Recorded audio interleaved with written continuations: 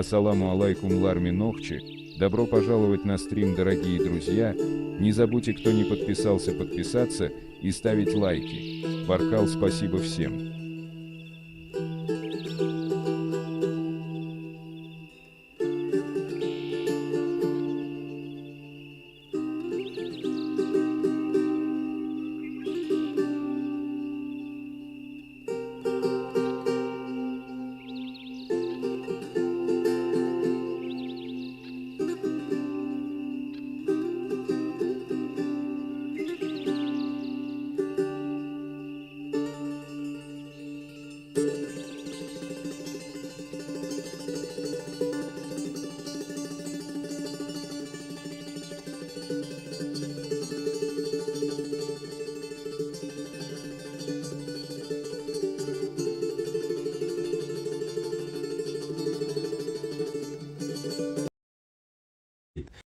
И еще один норнеец тоже там зашел, рассказывал мне сказки, там что-то там писал, я не знаю, я даже слушать не стал, я просто-напросто убрал. Насчет политики, насчет мужества вашего, который особенно живете за пределами и рассказываете мне о политической системе, не надо мне говорить. Проявите мужество, у них есть аккаунты, напишите, оставьте свой телефонный номер, пообщайтесь с ними. Я не о политике веду дискуссию, я веду дискуссию об истории нашего народа. Даже если она периода, языческого периода, как вы того, я имел в виду этих людей, они говорят, они не могут назвать ни одно божество. Они не могут назвать верование наших так называемых, хорошо, до прихода ислама, к какому верованию они принадлежат. Они не могут этого сказать. Пытаются, осквернив религию ислам, пытаются, осквернив имя нашего любимого пророка, саллаллаху алейхи вассалям, не только его, оскверняли даже пророка Нуха, алейхиссалам. Вот такие вот люди больные есть, они хуже, чем норнийцы. Я, конечно же, сказал им, зайдите или в YouTube, зайдите или в Instagram. Они прекрасно, они заблокировали меня. То есть поклонники Анунака себя повели, когда я начал говорить, что вы поклонники Анунака, они начали говорить, нет, мы не поклонники Анунака. Я говорю, ну кому вы поклоняетесь? Скажите, кому вы поклоняетесь? Кто ваш Бог? В конце концов проявлялись их разговоры атеизма. То есть они веровали, говорят, что-то, чему не нужно поклоняться. То есть шейна эк-а. Я говорю, значит, ваш Бог или пророк, в кавычках, это Чарльз Дарвин. Вы дарвинисты. Если вы атеисты, то вы дарвинисты.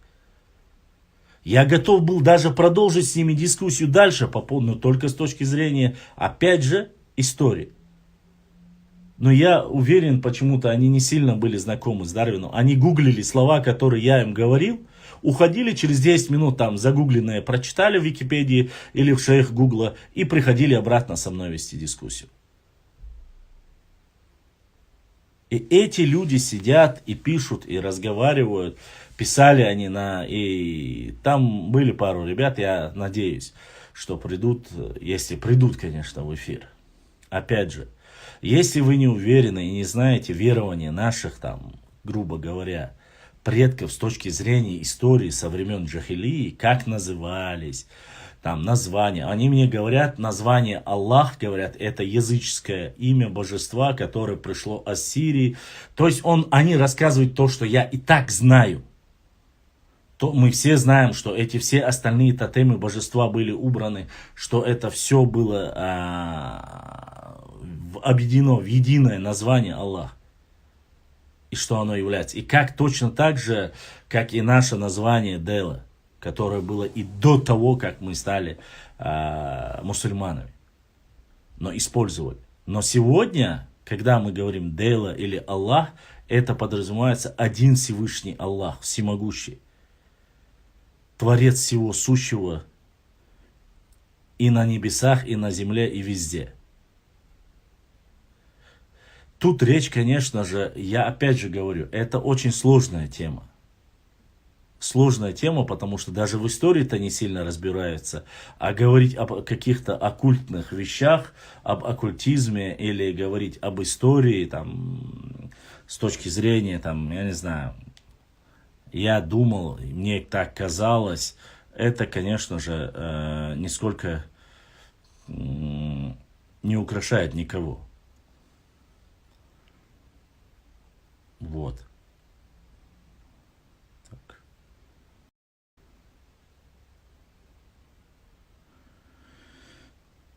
Так вот.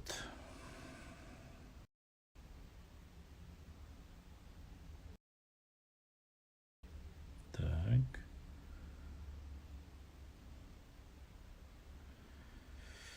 Поэтому точно так же и в истории.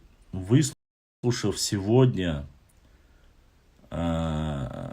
лекции сказки норнийцев, я, конечно же, для меня ничего нового не было. Опять же, касаемо освободилось.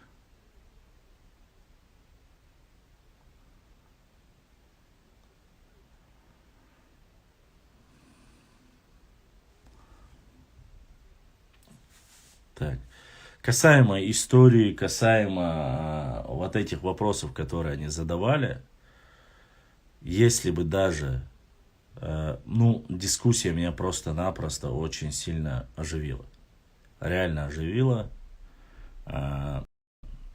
Никаких супер новых каких-то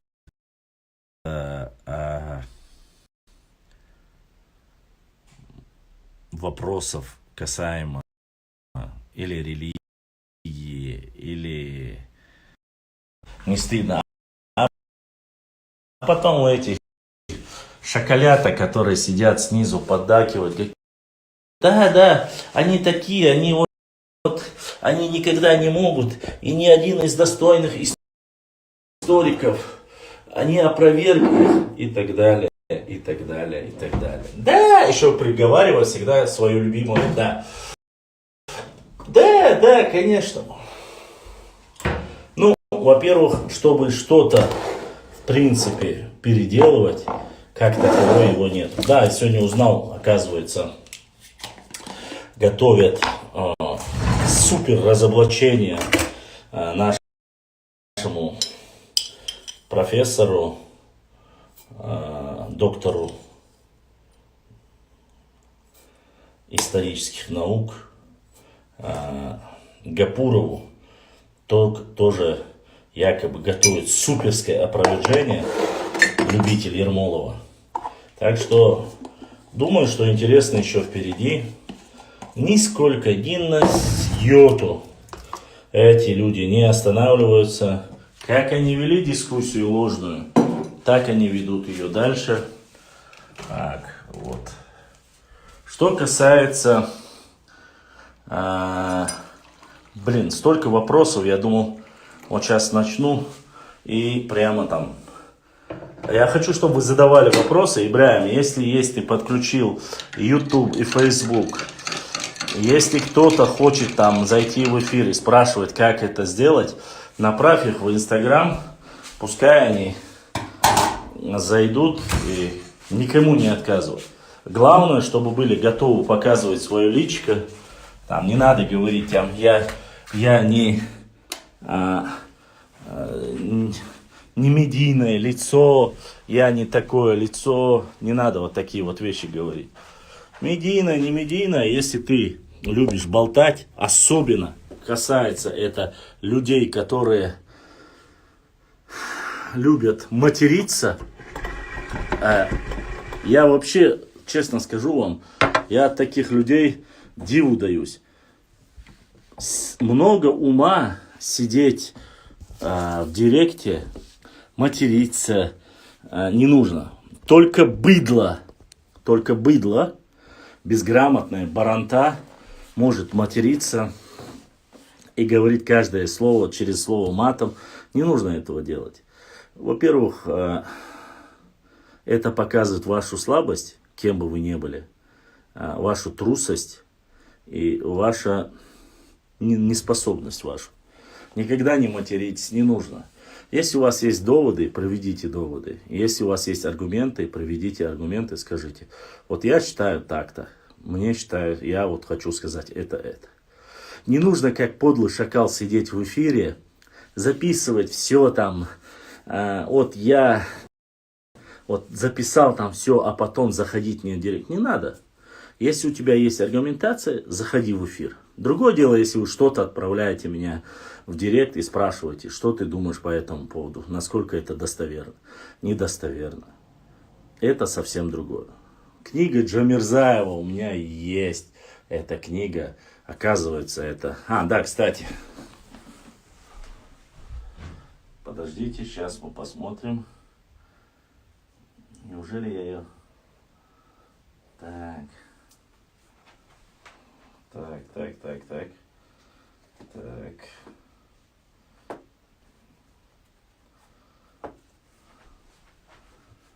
Сейчас мы постараемся найти его.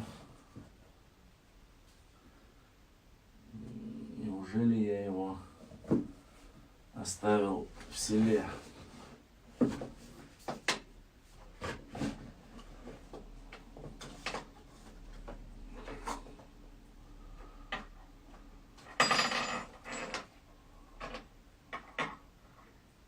Сейчас мы посмотрим, здесь ли эта книга.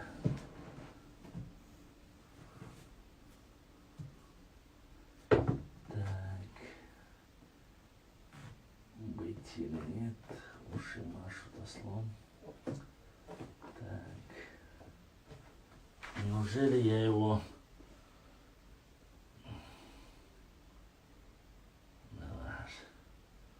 Кажется, я его... Так.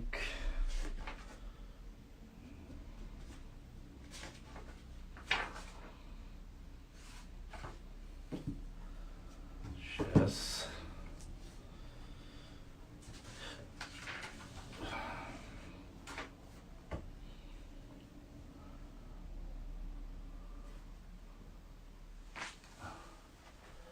Как видно,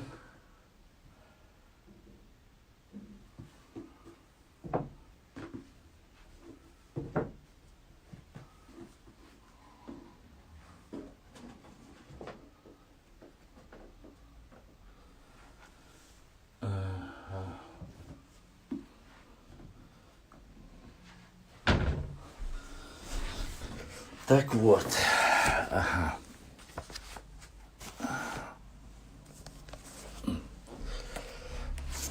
Чтобы было понятно,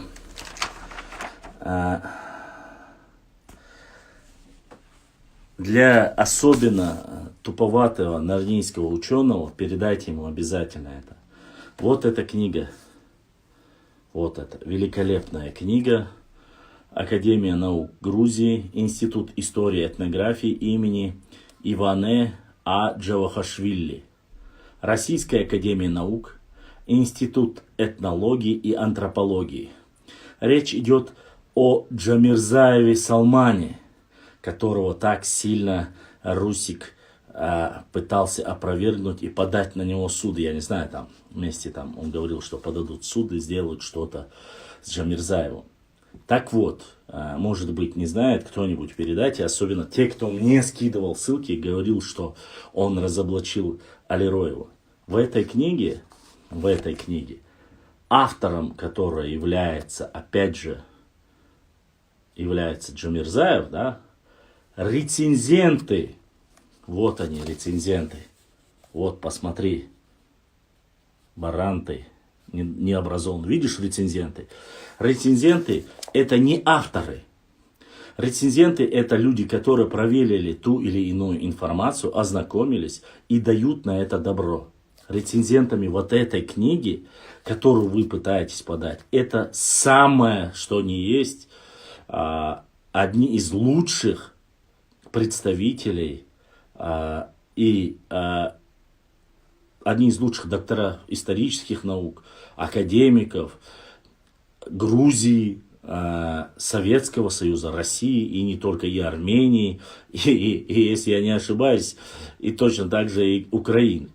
Так вот, рецензенты, таким же, которым являлся Алироев, Алироев не подлогом занимался, являются на этой книге, особенно для нарнийца Чекиндезовского, передайте, пускай подают в суд на Меликашвили, он является академиком, доктором исторических наук.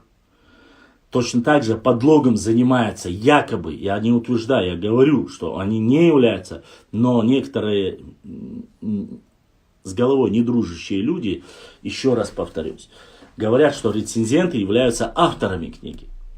Второй, доктор исторических наук, академик Г. Георгадзе. Третий, доктор исторических наук, член корреспонденции Академии наук Грузии К. Пицхалаури. Доктор исторических наук Г. Гасвиани. Это я называю рецензентов, которые, по словам Русика, он же говорит, каждый рецензент является автором и подлогом занимается. Доктор филологических наук К. Чрелашвили. Дальше. Доктор исторических наук, член корреспонденции Российской Академии Наук С. Аратюнов. Дальше. Доктор исторических наук А. Тер Петросян. Доктор исторических наук С. Чешко. Это научное издание. И, конечно же, является сам доктор исторических наук Джамирзаев Салман.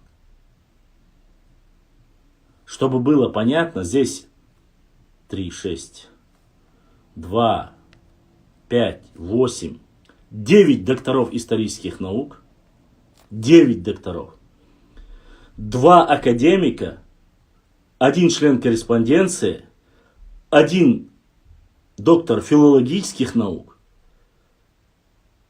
2 члена корреспонденции Академии наук, Чрелашвили и Пхисхаларури. Такие великие ученые, великие, почему? Потому что в истории это очень именитые, титулованные историки. В Грузии, в СССР. И эти написали книгу, которую мы все знаем. И я ее часто зачитывал. Предисловие. Я хочу коротко ознакомить вас, с чем они не согласны. Первое, введение. Второе, историк и источники исследований по проблемам, касающимся древней истории нахчийских племен. Второе, о научной состоятельности изучения древней истории нахчийских племен. Третье-первое тысячелетие до нашей эры. Проблемы этногенеза. Третий пункт. К вопросу протонахи и автохтонах. Второй пункт. Периодизация геоэтнических картин. Распространение нахчийских племен в 3-1 тысячелетии до нашей эры. Хронология. Дальше идет пункты. Первое. Современное состояние исследования вопросов. Второе. Хронологическое распространение нахчийских родственных их племен. Третье. Это этнонимическая периодизация развития нахчийских племен на основе письменных и иных культурных источников. Третий пункт подразделяется. Первый пункт. Хурита-Уратский период, Алароидский период, Гаргарейский период, Дзурдзукский период, период консолидации нахчийских и других, включая иноязычных племен. Кемерийцы, скифы, сарматы, аланы. Культурно-лингвистические проблемы истории нахчийских племен, историческое развитие до нашей эры. Нахи, нахчи. Лингвистическое введение в историю. Дешифровка древних текстов, этнонимов, топонимов других. Дешифровки древних текстов, этнонимы, топонимы. Топонимом Дзурдзуки. Кавказ или этимология топонима Кавказ. Иберия, Колхида. Проблема этногенеза нахов на основе лингвистических данных. Некоторые вопросы истории письма и письменности нахчийских народов.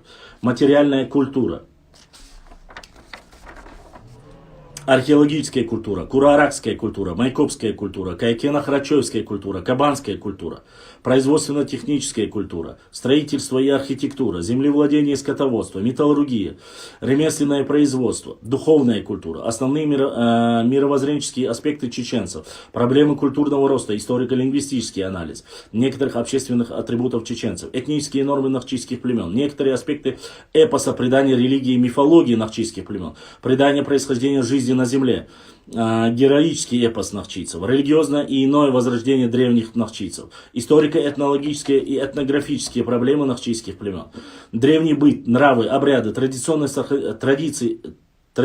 сохранившиеся у чеченцев, семейный быт, древние общественные отношения, общественный строй у нахчийцев, древняя структура родственных отношений нахчийского этноса, государственное правление, социальный строй, антропологические проблемы нахчийских племен, некоторые вопросы исторических антропологии нахчийских племен, расовая принадлежность нахчийских народов в прошлом и настоящем, исследования в области гематологии, серологии нахчийских племен, заключение, основные выводы, шорт-суммари, приложение, рисунки 6 штук, список использованной литературы на странице 211. И все это в одной книге, которая состоит фактически из 211 страниц. Кто является автором, какие материалы используются в этой книге, и кто является рецензентом, и кто автором, я вам сказал. Книга эта напечатана в 2009 году. Книга, которую якобы Русик говорит, что напечатал ее Алироев, это 2002 год. Мне очень интересно, Алироев где в Грозном ее напечатал? Честно сказать, я понятия не имею. В 2002 году я был дома. Здесь не было ни света, не работала ни одна типография, шла война, Вторая Чеченская война.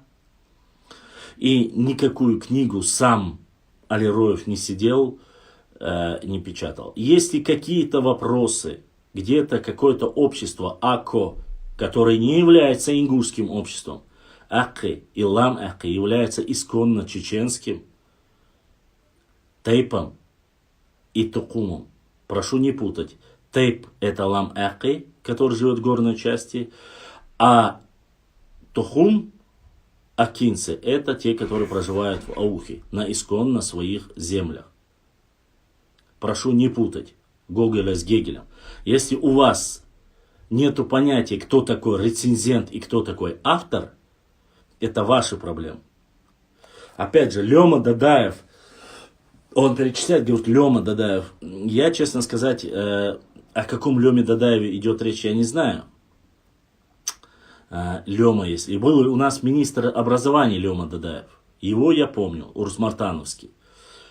То ли Бено, он Бено, кажется, из Тейпа Бено. Но я очень сомневаюсь, что он напечатал эту книгу. Опять же, нужно доказательство. Есть другой Дадаев, Юсуф, но он является дагестанским ученым. А если он является дагестанским ученым, опять же,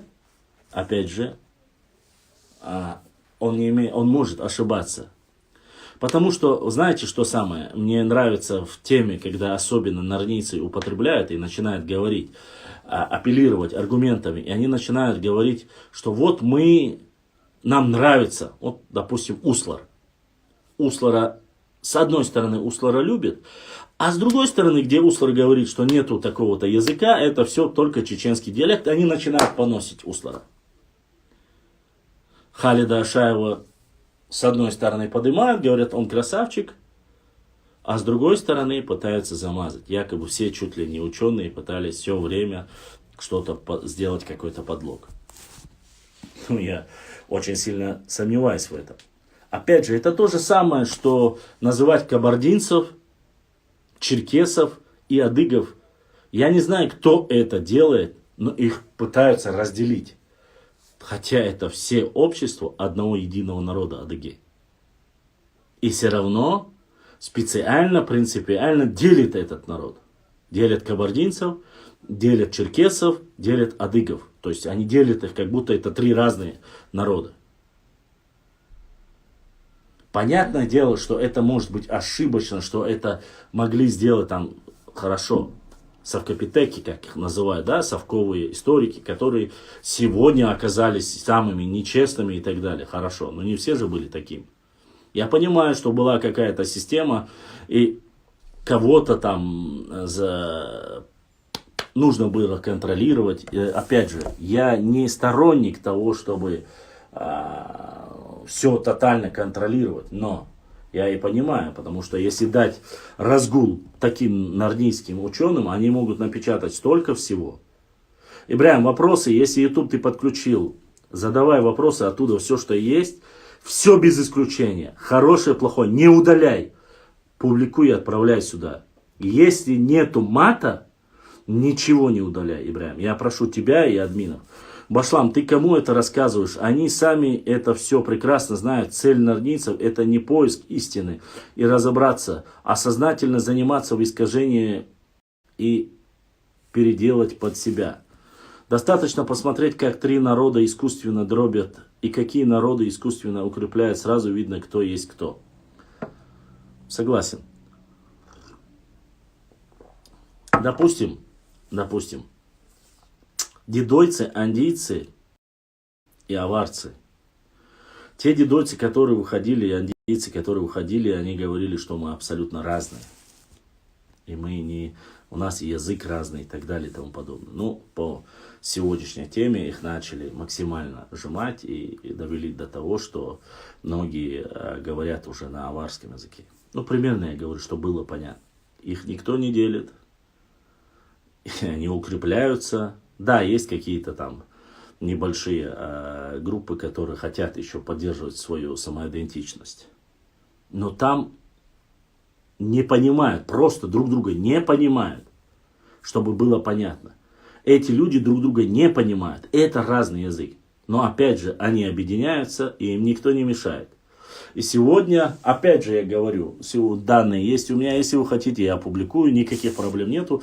Есть перепись населения Дагестана. Я почему, вот это меня не касается по сути, да, я почему это говорю именно? Потому что там проживают ногчи. Смотрю я в 2010 году, их 99 тысяч. Смотрю я в 2000-м, 90-х годах, в 99-м году, их 90 тысяч. Походу в Аухе, и вообще не только в Аухе, Хасавюртовском, Бабаюртовском, Кизилюртовском, где бы ни проживали ногчи в Дагестане, оказывается, они вообще не размножаются. Ну, просто вот они живут там и умирают, все. Не растут. Вот как у них было 90 тысяч, 90-99, так они до сих пор и стоят. Смотрю разницу между аварцами, ну, я как пример привожу, между Сюле и теми же Аухой.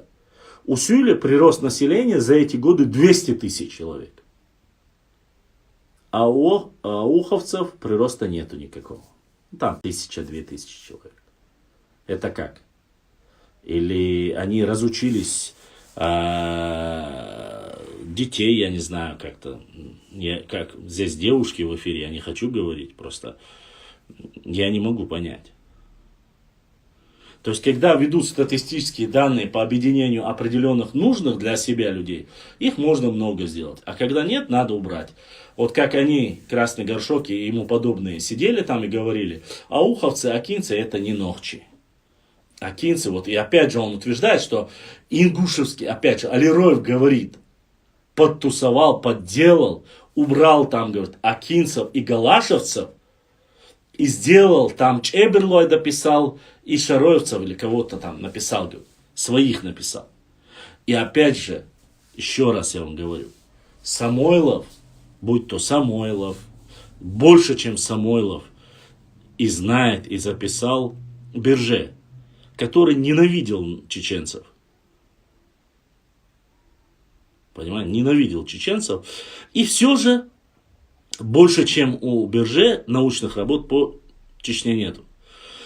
Самойлов 45 лет служил там на Кавказе, он знал все о чеченцах. Да не знал он все. Намного раньше, чем Самойлов, здесь были другие российские царские офицеры. Никто не знал и о реале проживания.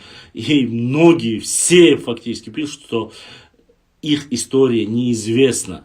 Не потому, что их не было, а неизвестна.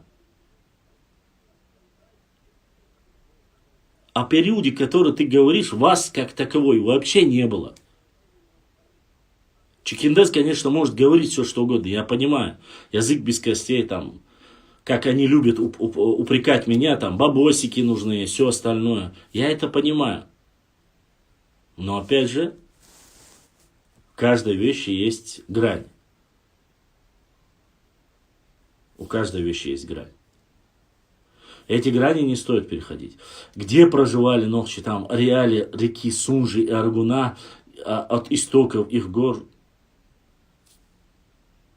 до определенного времени, то они говорили, до 18-19 века нету там упоминания о чеченцах. Сейчас он начал уже о 17 веке говорить, что упоминание чеченца есть. Но мы видели и на карте Мурада III, кажется, да? Мурад III же был, мы на карте публиковали. Там 16 век и упоминание, плоскостное упоминание Чачан это будь, или Чечен это будь. Мы знаем, что это от Шашана идет. Но опять же, это не ваше собачье дело. Еще раз говорю, когда упоминалось впервые, как упоминалось, мы сами разберемся. Тут есть, я опять же повторюсь, я специально сохранил многие вырезки. Академики, целые университеты сделаны в честь этих людей. Они не разбираются, кто такие чеченцы или их история, а какой-то утырок, который там рассказывает сказки, чекиндезовские сказки, будет рассказывать нам, как мы жили, кто мы есть, кто такие кистинцы, кто такие дзурдзуки, то есть и кому нам нужно верить. Так, вопрос. Башлам. Почему чеченцы отказались от нахчи и распространили вайнахи? Ведь многие чеченцы себя считают именно так, есть этому объяснение. Есть объяснение. Объяснение этому экспансия царской России на Кавказ. Префиксации, записывались названия. Многие места, то есть записывали. Нету тейпа галашевцы, да? Есть тейп Галай, допустим. Есть галашевцы. Есть ногчи. Ну, те же ногчи, которые проживают в атагах, их называют атагинцами. Герменчуковцами. Назрановцами. Ну, примерно я говорю. Хотя в Назране живут те же самые ингуши. Те же самые ангуштовцы, да? Но их называли отдельно назрановцами. Чуть перейдя сюда, называли галашевцами. Чуть снизу называли карабулаками. Хотя все и знают прекрасно официальное упоминание карабулаки появляется только 18 века. Не в обиду никому. Ну, так говорят источники. Официально упоминаю. Не надо мне рассказывать и присылать вот эти вырезки, якобы где-то в Дагестане, в горах, выбито на стене в 14 веке есть. Нету этого. Это чушь собачья. Не в обиду никому. Нету такого. Вот. Но я к чему это сейчас говорю? Натыкались на общество, спрашивали название общества, фиксировали. Если это большое общество, они фиксировали там, допустим, ну, например, шатойцы, чеберлоевцы и так далее и тому подобное. Но для русского царского офицера фиксировать каждого, это, понимаете, в чем проблема? Они вначале фиксировали, писали, я предполагаю, опять же, поскольку был вопрос, я предполагаю, они фиксировали сначала общество. Потом они проверили, насколько они понимают друг друга. И когда они в конце концов уже более именитые, титулованные историки, военные историки, нет, там другой мне прислал, сказал, что якобы там в 14 веке или в 10 веке там. Сейчас.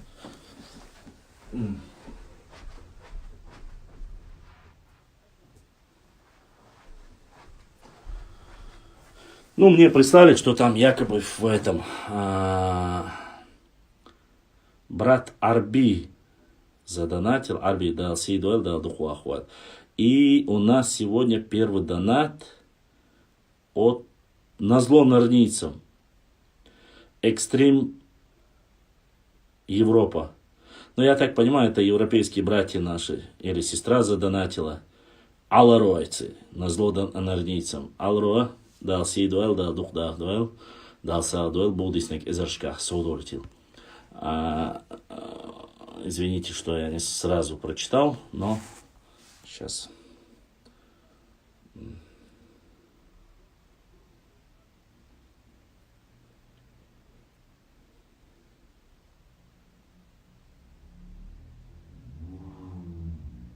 Так, ладно, не буду отвлекаться. Вот. Они натыкались на общество, они фиксировали название общества. Каждое общество, даже в то время, это ничего удивительного, даже сейчас есть, были между собой, и кровная месть была, и были и плохие взаимоотношения, и хорошие взаимоотношения, но они все фиксировали. Наиболее дружелюбным друг другу они не писали, то есть хорошие отношения. Наиболее враждебные. Но это политика любой империи, особенно империалисты, а у них такая тема: разделяй и властвуй. Между собой два соседа не ладят, нужно посмотреть. Тот, кто более лоялен, его поддержать, дать ему все, что нужно, чтобы он задавил того, который не лоялен. Это дело всегда. Когда они друг друга уже начнут... Так что там было в итоге? Просто 7-7. Напомни о чем-то. Ладно, дальше. Что касается завоевания, оно шло поочередно. И по названию в основе своей они брали и давали название, как узнали по местности. Там. В Назране проживают назрановцы. Дальше в Карабулак, там называли карабулаковцами, шатоевцами, чеберлоевцами. Но Берже и более именитый на скале, что за... Да не было на скале. Там просто один человек мне прислал, что якобы есть скрижаль какая-то в 14 веке, якобы на нем написано было Аштхо, там, что-то такое. Аштхо, что ли, или что-то такое он мне прислал. Ну, никакой. Такие вещи и про наших присылали. Я, поверьте, там дело не в Аштхуа. Мне присылали такие вещи и про Садуай, и про Мелхай. Но я в эти вещи не верю. Обоснование, где взяли, какое взяли, где написано, что написано. Но нету этого всего. Нигде ни Лермонтов, ни Сталин не писал вы там и так далее, там самые крутые. Ну, таких вещей нету. Но люди рассказывают, якобы там было. Герман Садулаев, чеченский. Во-первых, Герман Садулаев не историк. Писатели есть и фантасты. И они рассказывают такие вещи, которые и черту не снятся. Так что давайте мне не рассказывать про Германа Садулаева. И дал эту бойл Тимур прислал. Тимур, брат, дал Саадойл, дал Духуахуайл. Огромная благодарность моим братьям, которые поддерживают наш канал.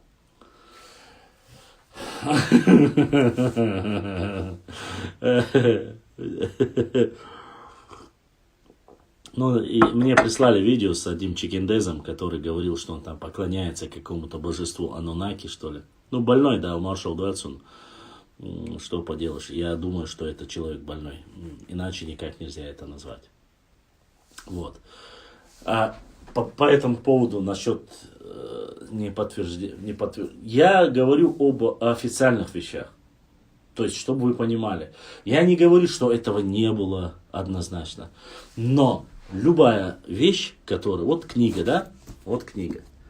Я могу сказать, что на этой книге написано это. Это мои слова. Но открыв эту книгу, если вы не находите подтверждения этим словам, то я являюсь всего лишь нарнийцем, сказочником, который рассказывает от себятину. И нету этому слова, никакого доказательства. Но где-то, если это записано, зафиксировано, мы должны ссылаться, смотреть, кто это написал. Самойлов это, Вениаминов это, Гаджиев это, Далгат это, кто бы то ни был. Этот ученый должен провести анализ, должны проверить, должны сделать сверку. И только после этого делать выводы. Почему Джамирзаев является для меня вот грубо говоря, да, есть вещи, с которыми я не согласен. Я категорически не согласен с доктором исторических наук, с золотым человеком, представителем моего ногчи народа, которым я уважаю, ценю и люблю его как ученый. Вот всю его работу, я говорю, это 5 с плюсом. Но мне не нравится терминология. Допустим, он использует терминологию нахи. Как и Гумба, Гурам, Гумба. У Гурама Гумбы из, грубо говоря, 63 случаев, где он упоминает нахчиматами, нахчиматянам, и три версии в документах, которые он нашел, он нашел название нахи. Понимаете? Но дальше. Сейчас, подождите. Дальше. А после, сейчас я отвечу, подожди, Чикиндес, подожди. После того, там, 3 раза нахи упоминается, 60 раз нахчи. И несмотря на это, для единства вайнахов Гумба в своей великолепной книге, за что ему огромная благодарность, в основном делает уклон на слово нахи. Но нахи термин, все знают, этот термин это нововведение, неологизм. Введен он в 1928-1930 году Мальсаговым. До этого нигде, ни в одной научной литературе не используется это слово. Нахи. Зурдзуки могут быть, кистинцы могут, нахчи может, нахчиматяне могут. Но нахи нету. Но, Джамирзаев, вот совсем вот было бы 5 с плюсом, это мое мнение, как простого обывателя. Я могу быть прав, я могу быть неправ. Но он записал нахи. Я считаю, что это неправильно. Это мое личное мнение. Но это не делает нисколько его труд. Почему этот труд на 5? Крепкую 5 по 5-бальной. Если было бы нахчи, было бы вообще великолепно. Это вот мое 5 с плюсом. Но, несмотря на мое мнение, кто я там, простой человек, блогер, эта книга хороша тем, я не рекламирую книгу, она хороша тем, что тут есть такие сильные 8 докторов. 8 докторов. Не один. Это каким просто-напросто выпущена Академия наук Грузии. Институт истории и этнографии имени Иване Джавахашвили. Тот самый Иване, который нашел это. А сегодня какой-то Чикиндес, который сидит там не видя, показывает картинки и рассказывает, говорит, я не верю, покажите мне оригинал. Сейчас Иване и остальные ученые грузинские придут тебе, безграмотному, неизвестному человеку, и будут показывать тебе эту скрижаль, где на самом деле это написано. Тебе надо, ты найди, ты поработай. Догадками, Волкова вот своими догадками, высылайтесь на Волкова, который говорит, что в 7 веке географии. Самое интересное, знаете что? Ссылаются на Волкову, говорят, что якобы Волкова является ученым, который опровергла якобы. Она поставила под сомнение, что использование нахчиматян в географии 7 века, они говорят, взято у Джавахашвили, то есть 1310 года. То есть армяне украли оттуда и подделали, говорят, книгу географии 7 века. Но тут чекиндезы нарнийские утверждают, что и это даже Джавахашвили подделал. То есть получается, география 7 века неправда, Джавахашвили неправда, а что правда? Что правда? Ни один в мире ученый, ни один авторитетный человек вас слушать не станет. Вы такую ересь несете. Это как про тапочки, которые даже пыль вы отсюда не унесете, говорили Чингисхану. Это из этого ряда сказки. Из ряда, что яйца динозавра у нас в горах есть, что из ряда многих-многих других вещей. Я не скрываю, не говорю, что наши лучше. и наши фантазеры вместе взятые, я говорю. Это из этого ряда сказки. А теперь давайте посмотрим. Здесь один написал прямо эпопею мне. Раньше слушал тебя и считал каким-то грамотным человеком, но после того, как тебя размазал антитеррор Чараи, я понял, что ты просто клоун, потомок Нуха. Вот и появился наш потомок Анунака.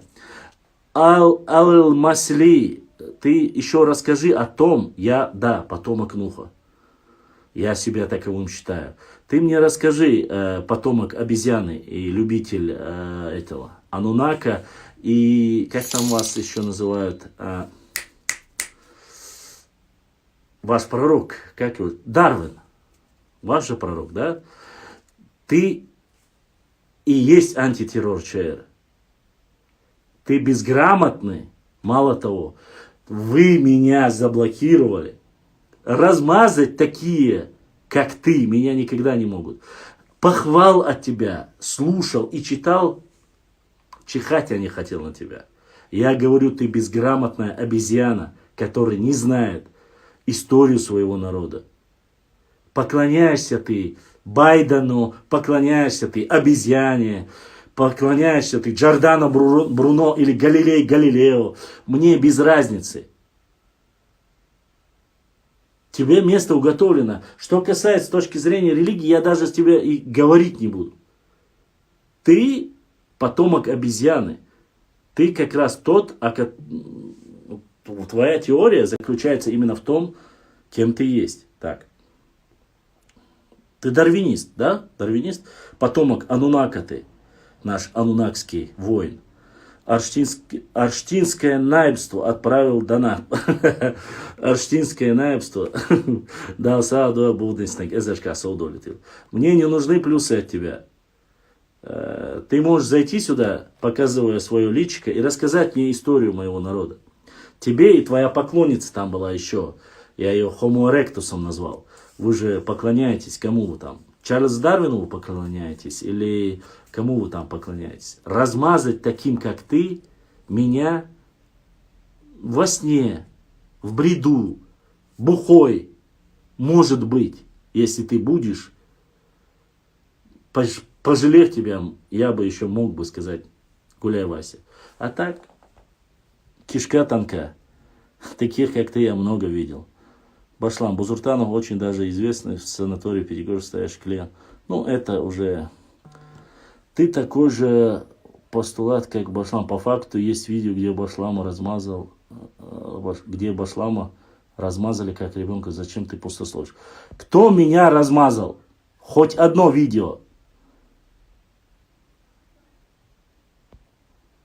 Я тебе еще раз говорю. Ты болтун. Потомок Анунака. Я тебе сказал, и тебе подобным я говорю. Ты безграмотная обезьяна. Иначе тебя назвать нельзя. Я не пытаюсь оскорбить тебя. Пускай отправляет. Пускай отправляет. По истории я готов говорить. По истории. Кто меня размазал на видео? Хоть одного человека покажи. Хоть одного. Кто? Ты про того, который там такой же умственный, один отсталый был из соседей, который пришел, которому я дал высказаться, который рассказывал, что он является потомками гуннов, кемерийцев и всех остальных? Да, ты прав, я не стану оскорблять обезьян. Точно, точно.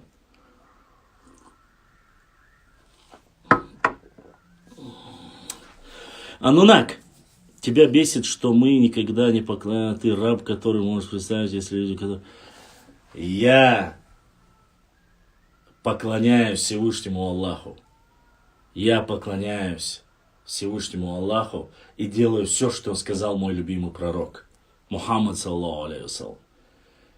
И я потомок Ноя. Как и все люди, оставшиеся на земле. Ты... отрицающие религию, отрицающие что-то. Я тебе говорю, ты просто... Кому ты поклоняешься? Вот ты двуногое, прямоходящее существо. Кому ты поклоняешься? Если ты язычник, назови своего Бога. Назови своего Бога, я тебе говорю. Если ты являешься, кому ты поклоняешься? Чарльзу Дарвину, молекулам, атомам. Ты являешься пародием и поклонником дьявола, Иблиса. Понимаешь? И не больше, не меньше. Просто-напросто настолько Всевышний Аллах закрыл сердце таким безбожникам, как ты. Ну, понимаешь, сейчас, я честно сказать, я реально думал, потомок Анунака.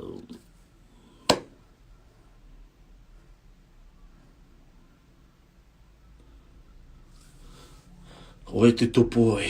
Оставь религию в покое. Я тебе говорю, кому ты поклоняешься? Ты дебил или тупой, ты скажи мне. Кому ты поклоняешься, скажи мне. Что ты? От кого ты произошел? Ты поклоняешься кому? Фалосу? Обезьяне? Кому ты поклоняешься? Что ты такое? С тобой спорить ради спора я не хочу. Я не буду просто, я тебе сказал, ответь мне на вопрос. Если нет,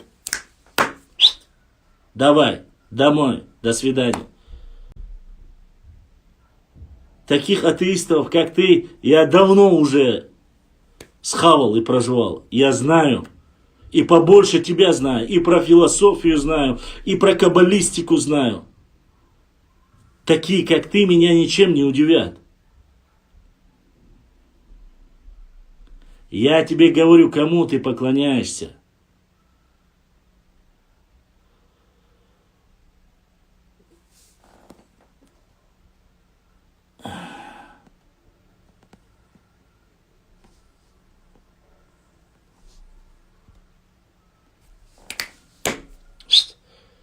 Ты кто такой? Давай, до свидания. К сожалению, я не могу тратить время на этого человека. Ну, не человека, эту обезьяну. Даже не обезьяну. Обезьяна вполне существо, созданное Всевышним. Ну, что тут поделаешь? Что тут поделаешь?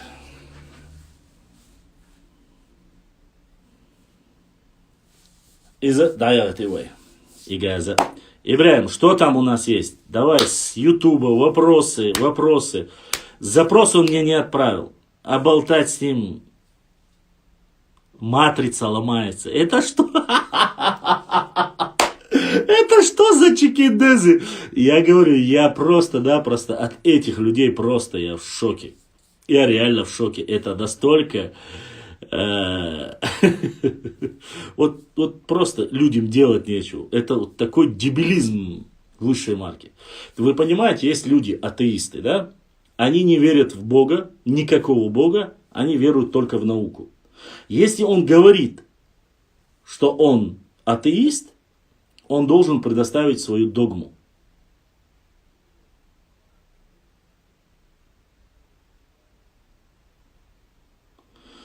Если он язычник, он должен сказать, я язычник, поклоняюсь языческому божеству, ну и так далее и тому подобное. Ну или сатане, или кому он поклоняется. Он, в принципе, бояться ему нечего. А есть люди, которые сами не знают, кому они поклоняются, и спрашивают тебя еще. То есть они настолько глупы в своем неверии, что пытаются других людей затащить в это неверие. Это тот же самый античерор. Обычно эти люди заходят и пишут такие вещи. Анунахи, тебя размазал. Меня размазал и заблокировал меня, самое главное. Я вел дальше разговоры. Я вел дальше разговор с этим человеком. Он заблокировал меня. Он и его там последовательница. Пришел сюда. Опять я ему задаю один и тот же вопрос. Я ему 10 раз спросил. Кому ты поклоняешься? Он говорит, у меня нету этого рабского мышления, я никому не поклоняюсь. Но от кого ты произошел? Что ты есть? Homo sapiensом назвать я тебя не могу. Homo erectus, конечно, подходит. Но это на уровне неандертальца. То есть это кроманьонцы, неандертальцы, когда с дубинкой ходят и больше ничего не знают. У них понятия нету ни о божестве, ни о пророках, ни о чем другом. Это в 21 веке, когда все есть доступ.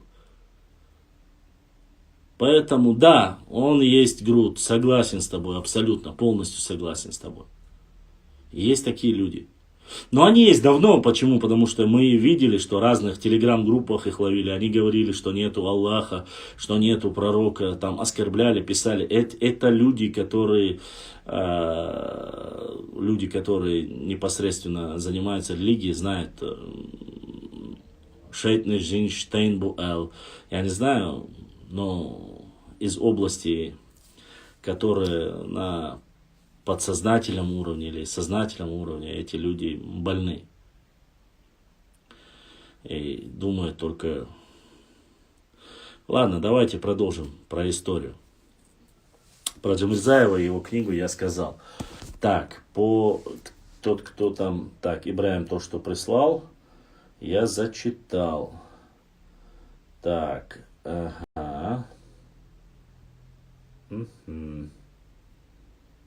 Так. Жаль. Жаль. Конечно, очень жаль. Так.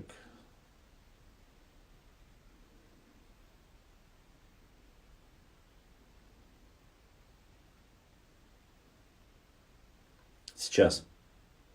Дайте мне чуть-чуть время, сейчас я...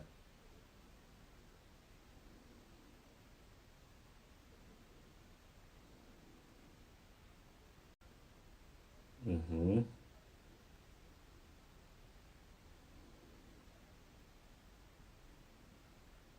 Так. Чеченец-предатор пишет мне, точнее пишет нам. Ассаламу алейкум, башлам, алейкум, салам, башлам. Забей на дегенератов в интернете, пустозвоны они и нечисть. Согласен. Ну, чтобы они... Нет, просто дело в том, что я бы не зашел. Честно сказать, я в религиозную тему не столько поскольку у нас есть целые там духовные управления, они могут разбираться с такими больными людьми. Я не по этой, как говорится, это не моя стезя, и я туда не влазил. Но дело в том, что они зашли и начали обсуждать там, очень сильно начали обсуждать там тему, религиозную тему. И это меня, конечно же, немножко задело. Задело в каком... Не религиозную тему, а историческую тему. Когда они начали говорить об истории, я зашел. Я думал, если человек там что-то там пишет, то должен же он понимать, что, о чем речь идет, там, об истории, там, о религии, ну что-то, прежде чем начинает это нести. Думал, какие-то базовые, основные у него есть понятия об истории, что-либо другого. Но ничего я не увидел. Они не знают ничего. И меня упрекают в том, что я предал якобы своих предков, которые не поклонялись там, грубо говоря, не были мусульманами и были джахили. То есть джахильшил. Упрекают в том, что я отказался от верования джахиля. Опять же я говорю, если ты говоришь о наших предках, и что, вот ты утверждаешь, да, что вот со времен джахилии ты пришел и утверждаешь сегодня всем и рассказываешь о том, что якобы ты являешься потомок древней религии нашего народа. Грубо возьмем, хорошо. Представим на секунду, что человек больной, я хочу просто узнать. Я у него спрашиваю, кому веровали твои предки? Я не знаю, он не был ни Нохчи, у него нету нации, у таких людей нету, это отдельная стезя. У них нету нации, никакой нации не приписывайте таких людей. Но он не может обосновать мне, рассказать. Я и только за истории зашел туда. Только из-за истории. И по истории я размазал их. Потомков анунаков, хомо эректусы, которые ходят и существуют в этом мире, говорят, ничего здесь не создал Бог, вот мы существуем, мы сдохнем, и черви нас съедят, и ничего не будет. Это вот из ряда этих людей. Что ты будешь с этими людьми делать? Что? Конечно, можно там с точки зрения, но я вот со своей точки зрения, со стороны истории, я спросил, что есть что. Расскажи. Ни он, ни его сверстница, попутчица, не знаю, кем она там является ему, не смогли ответить на данный вопрос. Хотя вопрос был самым простым. Кому вы поклоняетесь? Назовите божества своих предков. Говорит, никому не поклоняемся. А как так? А как так? Они же поклонялись. Я знаю по истории, кому поклонялись, допустим, во времена Джахилии. А вот их спрашиваешь. Я не говорю религию. Я не спрашиваю у них о религии. Я не спрашиваю про пророка Мухаммада, саллаллаху алейхи вассалям. Я не спрашиваю про Всевышнего Аллаха. Я это не спрашиваю у них. Для этого есть целые исламские университеты, институты. Пускай обращаются. Я у них спросил об истории. Если ты якобы такой человек знающий, расскажи мне про историю моего народа. Какие божества были там у них? Расскажи. Если есть, расскажи. Нету, тогда не воняй. Уж извините за выражение. Башлам. Ахен амат книгш юш. Хехен амат юдик еш. Амат юдик еш.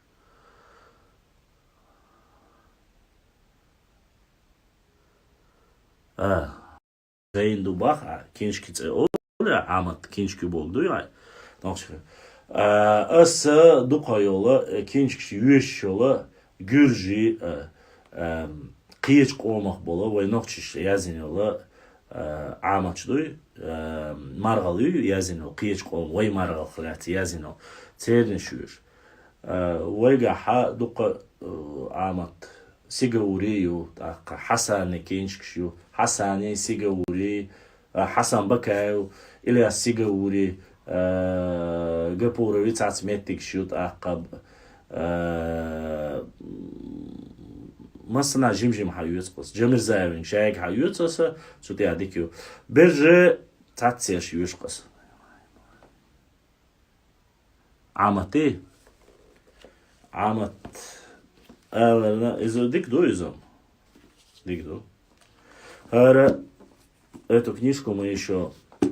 я должен отправить ее, разыграть хотел и подарить самому активному донатеру и подписчику моему, который всегда поддерживает мой канал. Я это не забыл.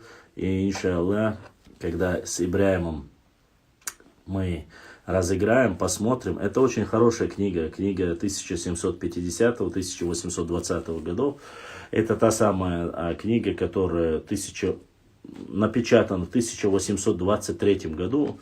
Она еще по старым дореволюционному тексту написана.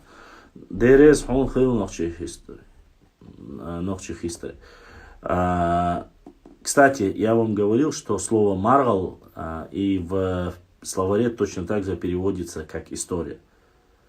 Там два слова. Маргал и тарих.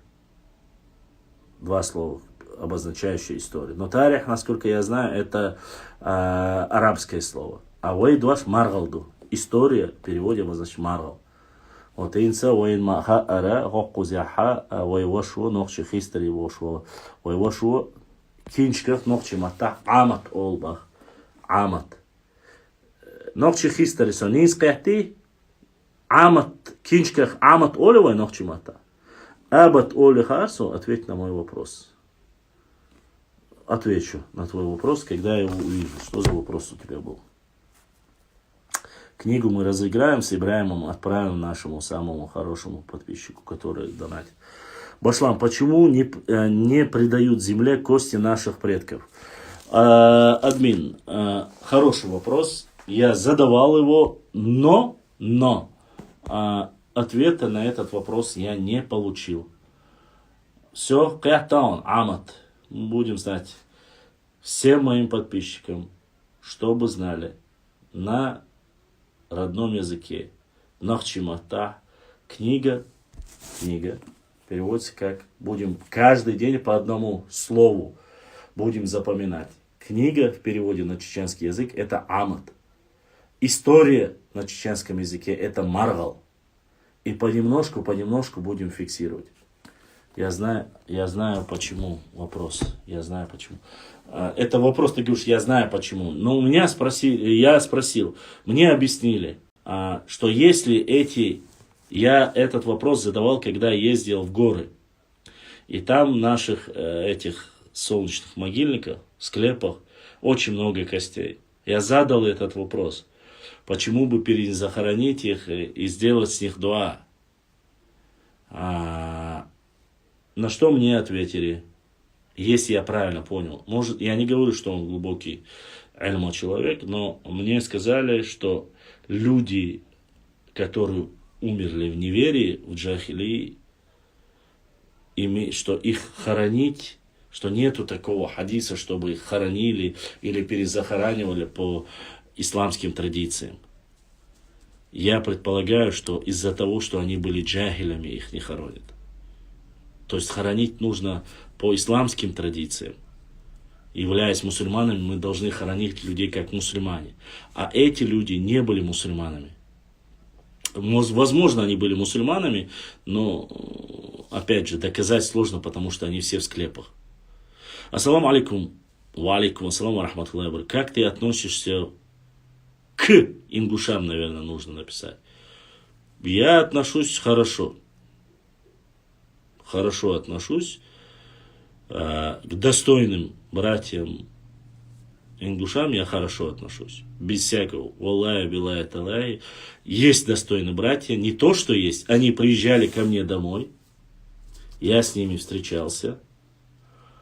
Мы разговаривали на разные темы, вплоть до того, чтобы он здесь поселился, в Грозном. И знает еще один брат, о ком я говорю, фамилию называть я не могу. Он приехал сюда. Он с северной части Ингушетии. Насколько я знаю, он поселился здесь, работает здесь. И я много чего узнал, конечно же, от него, и мы пообщались. То есть у меня реально хорошие отношения. Аллах. Я ко всем хорошо отношусь. Моя работа именно стоит против людей, которые оскорбляют и врут про мой народ. Все. Вот их я опровергаю. А ко всему народу у меня великолепно, как я могу относиться к мусульманам и тем же единокровным. Хорошо. А ошибки, то, что отдельно и тому подобное. Сегодня мы живем отдельно, альхамдулиллах, как это хорошо. Меня спросите, в 1934 году я был против, чтобы нас объединили. И с тех пор мы должны были жить как два брата, два соседа. Не больше, не объединяясь. Вообще было бы супер. Не было бы многих проблем. Не было бы разговоров про ковры, там, поездки, маездки, беженцы, меженцы. Вот этого всего бы не было. Жили бы вот так. Но что случилось, то случилось. Сталин меня не спрашивал. Башлам, мне сегодня балалайку подарили. Да, хотелось бы дечик пандур для своей реконструкции, но к тому подарку рад. Но возле Элбоя. Говорят алимы, что их не принимает земля из-за их вероубеждения. Вполне возможно. Вполне возможно. Ну, это то же самое фактически, что и я сказал. Я еще раз говорю, хоронить мы можем только по одному методу, там, по мусульманской религии мы можем хоронить. Даже во время Кавказской войны, вы не забывайте, я же вам рассказывал, есть конкретно период, когда убивших солдатов крали попа за терека, чтобы он спел отходное, она называется, или как, я не знаю, чтобы можно было или трупы отдать им, или чтобы их похоронить, воровали попа, чтобы похоронить русских солдат, российских солдат. Это было во время Кавказской войны, и этот случай зафиксирован, и об этом рассказывают. Настолько были красавчики наши предки. Они сами не знали, они другого религии, они мусульмане. Они не хоронили русских, Они не закидывали яму, не закатывали трактором. Не было таких вещей у нас. Крали попа или отдавали трупы. Если не забирали, крали попа, чтобы он там как-то отмолил или как это называется, я не знаю. Простите меня. Ну, я в тонкостях в этих не разбираюсь. Этих православных христиан. Или как там, не знаю. Ну вот, они сами этот вопрос решали. Это наши предки были. Как наши сегодняшние братья могут хоронить тех, кто умер, возможно, умер, являясь джахилями? Наверное, у них есть ответ на это. Да,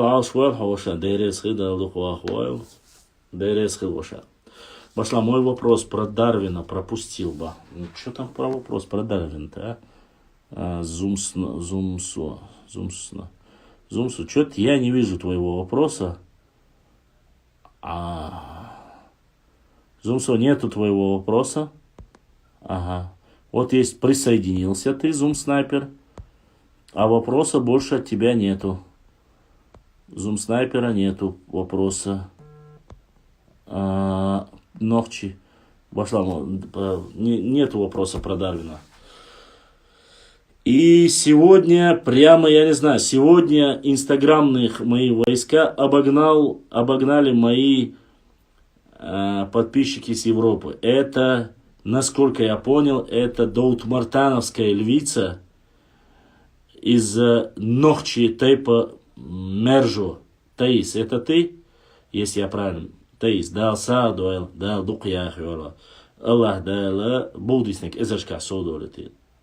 Как ты знаешь, хоть какая, хоть маленькая сумма, любая сумма, это в поддержку как бы нашей работе. За что вам, конечно, баркалла, дэрээс хилшу, да, духдадош. Вот.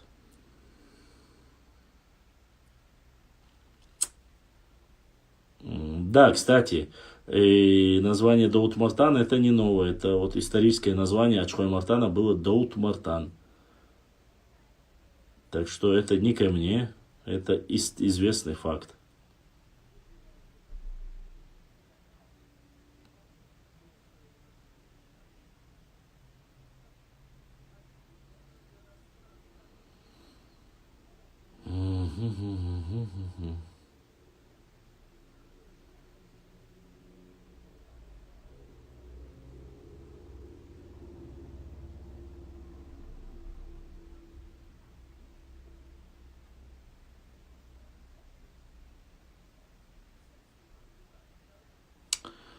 Так, ассаламу алейкум. Бах, ва ассалам. Ба алейкум ассалам. Орствой махкер безлашк. Мансур. Я духва хуайла. Заборза мухли яра. Воша дзурдзукетия симсир существование одновременно. По всей вероятности, да. По всей вероятности, да. Хотя дзурдзукетия была чуть раньше, я даже думаю. Таис, да, мы еще посмотрим, да, у нас материалы, я каждый материал очень скрупулезно собираю, это не так просто, да, но нужное русло будем направлять. Башлам читал оригинал Дарвина, вроде бы говорят, что он верил в Бога и не говорил про обезьян. Нет, я понимаю, еще раз, мы говорим об общем понимание, есть такая тема, что якобы в оригинале Чарльз Дарвин не отрицал того, что Бог существовал. И он говорил, что, и опять же, про ту тему, что ты говоришь, я слышал это, я читал. Чарльз Дарвин говорил, что обезьяна по сходству самая близкая к человеку. Он не говорил, что сам человек это. Но теория эволюции происхождения человека и все ученые, которые отрицают существование Бога и пророков и все остальное, они исходят из того, что человек это, как бы сказать, это, как бы тебе это по-простому объяснить-то, а? Существо, которое за время эволюции стало тем человеком, который есть. То есть вышли из морской воды, из пучины. через определенное время, там, рептилии, не рептилии, обезьяны и в конце концов человек. Вот из этой теории исходя, вот я тебе по-простому объяснил, да? И основываясь на работе Чарльза Дарвина, хотя Дарвин вполне возможно, что он такого не говорил, вполне возможно, что он был богобоязненным человеком, достойным католиком или христианином, я не знаю, кем он там был. Может, иудеем был, я не знаю. Поэтому так говорится о Дарвине, что ты к кому относишься. К Чарльзу Дарвину имеется в виду как раз таки к этому. Так, дальше. Про Дарвина я тебе сказал. Если у тебя есть работы какие-то про Дарвина, можешь скинуть мне, я обязательно прочитаю, если я вдруг не читал. Они знали друг друга, они имели связь между собой. Конечно, это один и тот же народ. Это как горная часть спускались на равнину, как в город. Как сегодня. С Итумкали, Шатоя приехали в Грозный. Приезжающие с Итумкали, Шароя, Шатоя или Галанчожа, их зовут кистинцами и дзурдзуками. А тех, кто проживает в Грозном, их называют чеченцы. Вот по сегодняшнему я тебе объясняю Нохча Хистори, чтобы ты понимал. Хотя и тот, и другой Нохчи, понимаешь, все оттуда вышли, но внизу назвали по-другому, а там на границе с Грузией называли Дзурдзука. Симсим, государство Симсим, оно было в восточной части нашей родины. Это Гудурмеск, Курчало и Ичкерия, вот где было Искерк, да, район, который называется, после назывался Ичкерия. Вот в этой области, вот в этой более плодородной земле, в этой области находилось государство Симсим. Майртуб, Курчал, Гелга, Гюмси, вот это большая часть, она называлась. Конечно же, они знали, что никто не отрицает, что Симсим не государство Дзурдзуков. Это название, может быть, этого государства было. Но народ-то один. Название области могло, название города могло быть, метрополия. Ну, вот смотрите. Маас, Манас и Магас. По-разному три. Все три версии, которые называют по-разному столицу Алани, которая находилась здесь. Об этом еще советские ученые говорят. Не там, где сейчас новые. Нет. Здесь, где Нохча Аланюрт, это неподалеку от Грозного.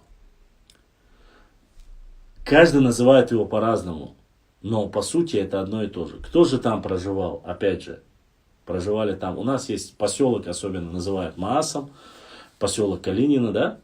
Магас, Маас, Маас. 3. А есть некоторые люди, которые указывают, что якобы в Мялхисте находилась эта столица Алань. Но опять же, являясь Аланским царством, если Мялхиста являлась столицей Мааса, то есть Майста, Мялхист, вот в этой области Итумкалинского района, Алания, столица Алании была там, несовпадение в чем? Во-первых, в том, что когда ты едешь в это место, для столицы такого огромного государства, там нету столько построек. Там нету места захоронений. То есть логикой ты должен мыслить логикой, потому что Аланское царство было от Каспийского моря до Черного моря. Это огромное государство, куда входили разные народы. Такие сегодня, как Нохчи, часть Гунки, часть балкарцы, кабардинцы, карачаевцы, адыги. Вот они должны все, потому что на всей этой территории, от моря до моря, проживают эти народы. И они в основном автохтонны. В том числе и осетины. Утверждать, что все осетины пришлые, мы не можем. Нету такого доказательства. Да, там кто успел быстро, тот и взял название там, грубо говоря. То же самое с Симсимом. Симсим Оцунах, Самсир Оцунах. И дальше, опять же, Тайп Дзурцкуай у нас был? Есть. Тайп Дзандкуай у нас есть? Есть. Вы знаете, что селение Симсим это зандаковское селение. Зандкуай до сих пор имеет это селение. Его переименовывают, но это селение есть Симсим. Название сохранилось.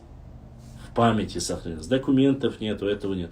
А там, вот, где находилась столица, вы знаете, что огромное количество в Майртупе, когда копали вот эти карьеры, нашли такие залежи просто-напросто.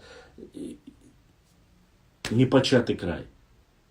Вы знаете, в Сержинью, вот в этой области тоже, все вот в этой области находят такие топоры, все, которым по 3,5, по 4 тысячи лет.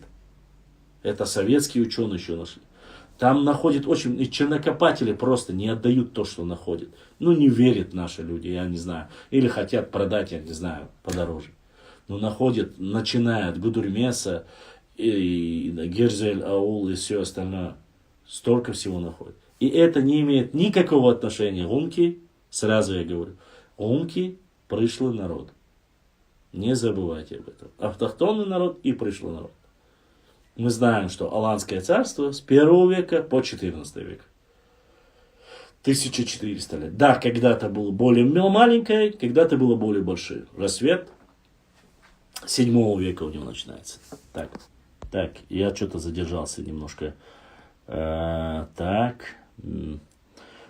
Труд сделал из обезьяны человека.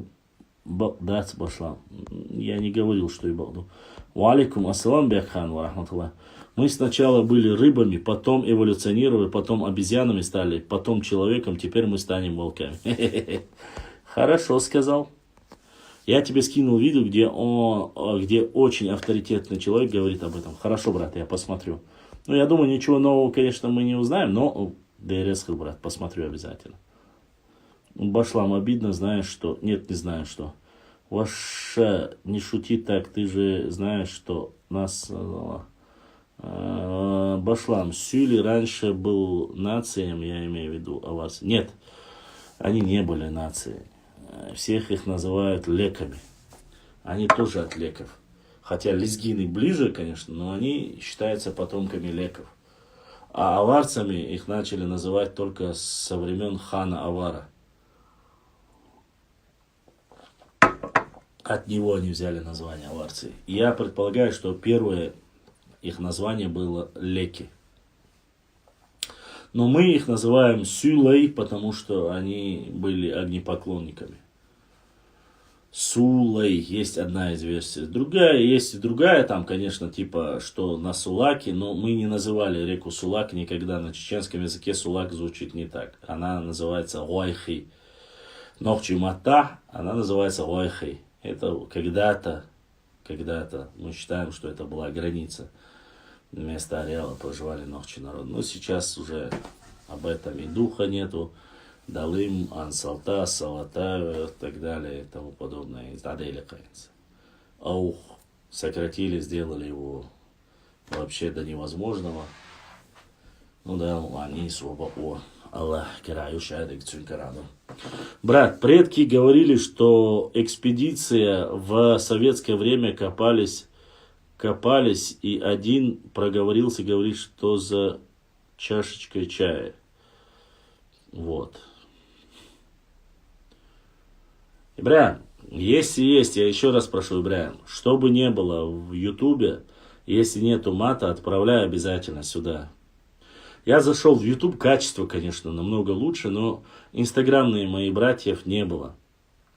Ютубовские братья меня поразили, там такие у меня националисты, оказывается. И каждые 5 минут он мне писал про Сюли. Каждые 5 минут. Я думал, что у меня националисты в Инстаграме, но то, что в Ютубе, их адеду.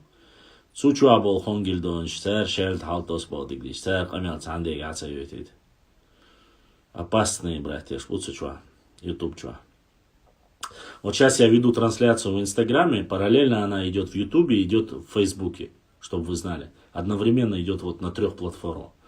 И там такие у меня волки.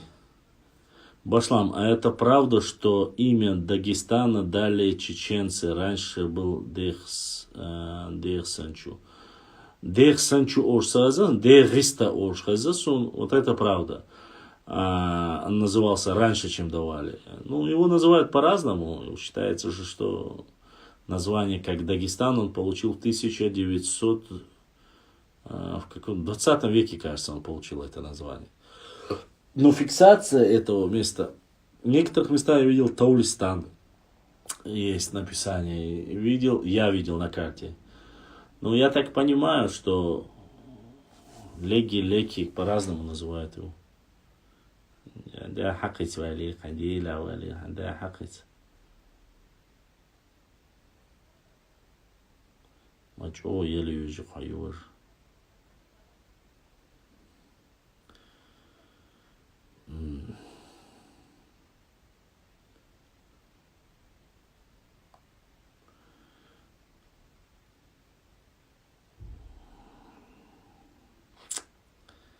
Да уж.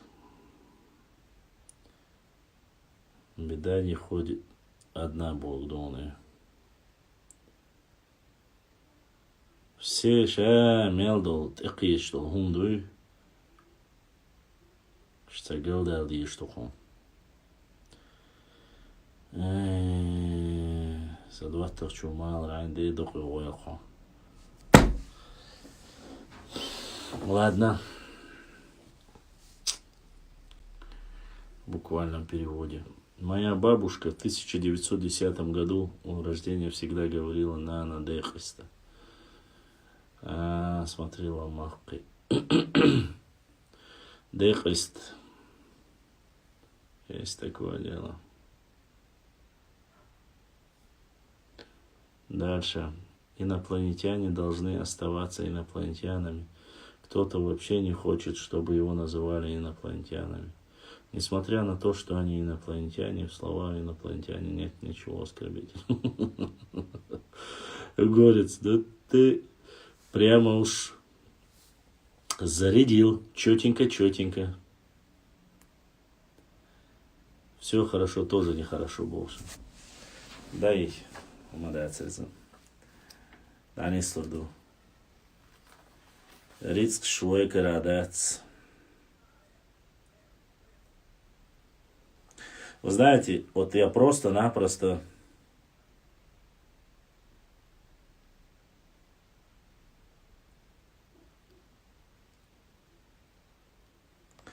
открыл 157-ю страницу. Хунны, пришлый народ, общество северной части Китая. Они назывались общество народ Хунну.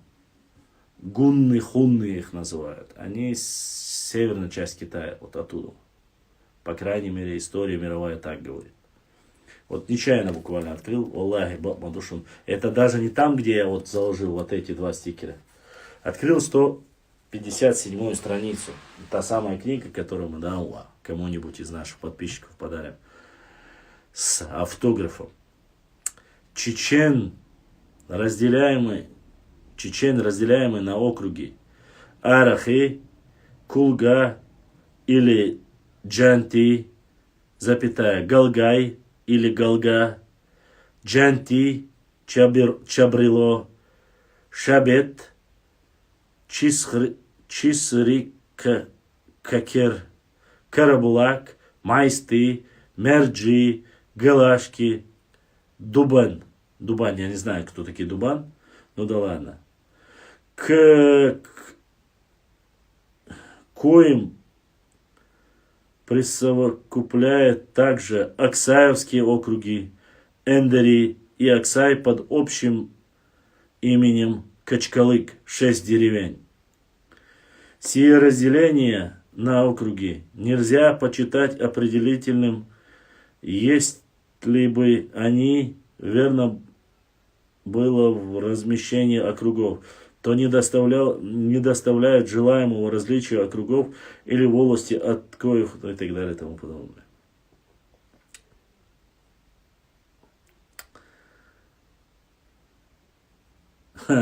Этот пункт называется иначе. Чеченцы или шишены называется. Сейчас я отвечу на ваш вопрос. Чеченцы или шишены, называемые также мичекиз, говорит. Из оных чеченцы, как многолюднейшее колено, занимают большую половину кистинских земель. В рассуждению, примечаемом у них разности с другими кистинскими племенами в нравах и наречии составлено особенное отделение. Только по сходству языка кистина причитаемое, следовательно, можно было бы разделить Кистинскую область на две части, то есть на обитаемую кистами в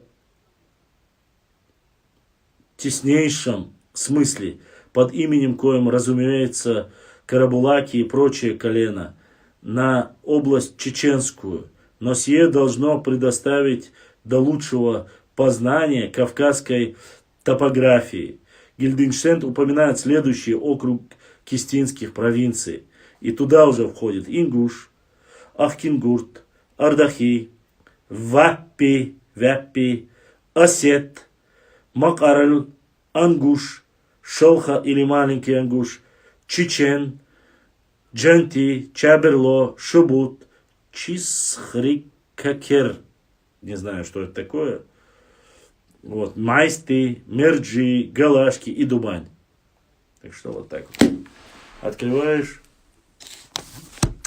Подари нарнийцам. Не. Это не такая простая книга, Таис. И книги Эрцюги за 70 ЮТЯ бяхил кинчкиони, потом за 50, потом до 20 спустились. Обойдутся, нарнийцам еще книги не дарил бы. Башлам. Становление Сюли как нации способствовала Россия или тюрки? Думаю, и те, и другие. Таис, я, конечно, понимаю, сестренка, но не дождутся. С чего это вдруг мы должны быть такими щедрыми к ним?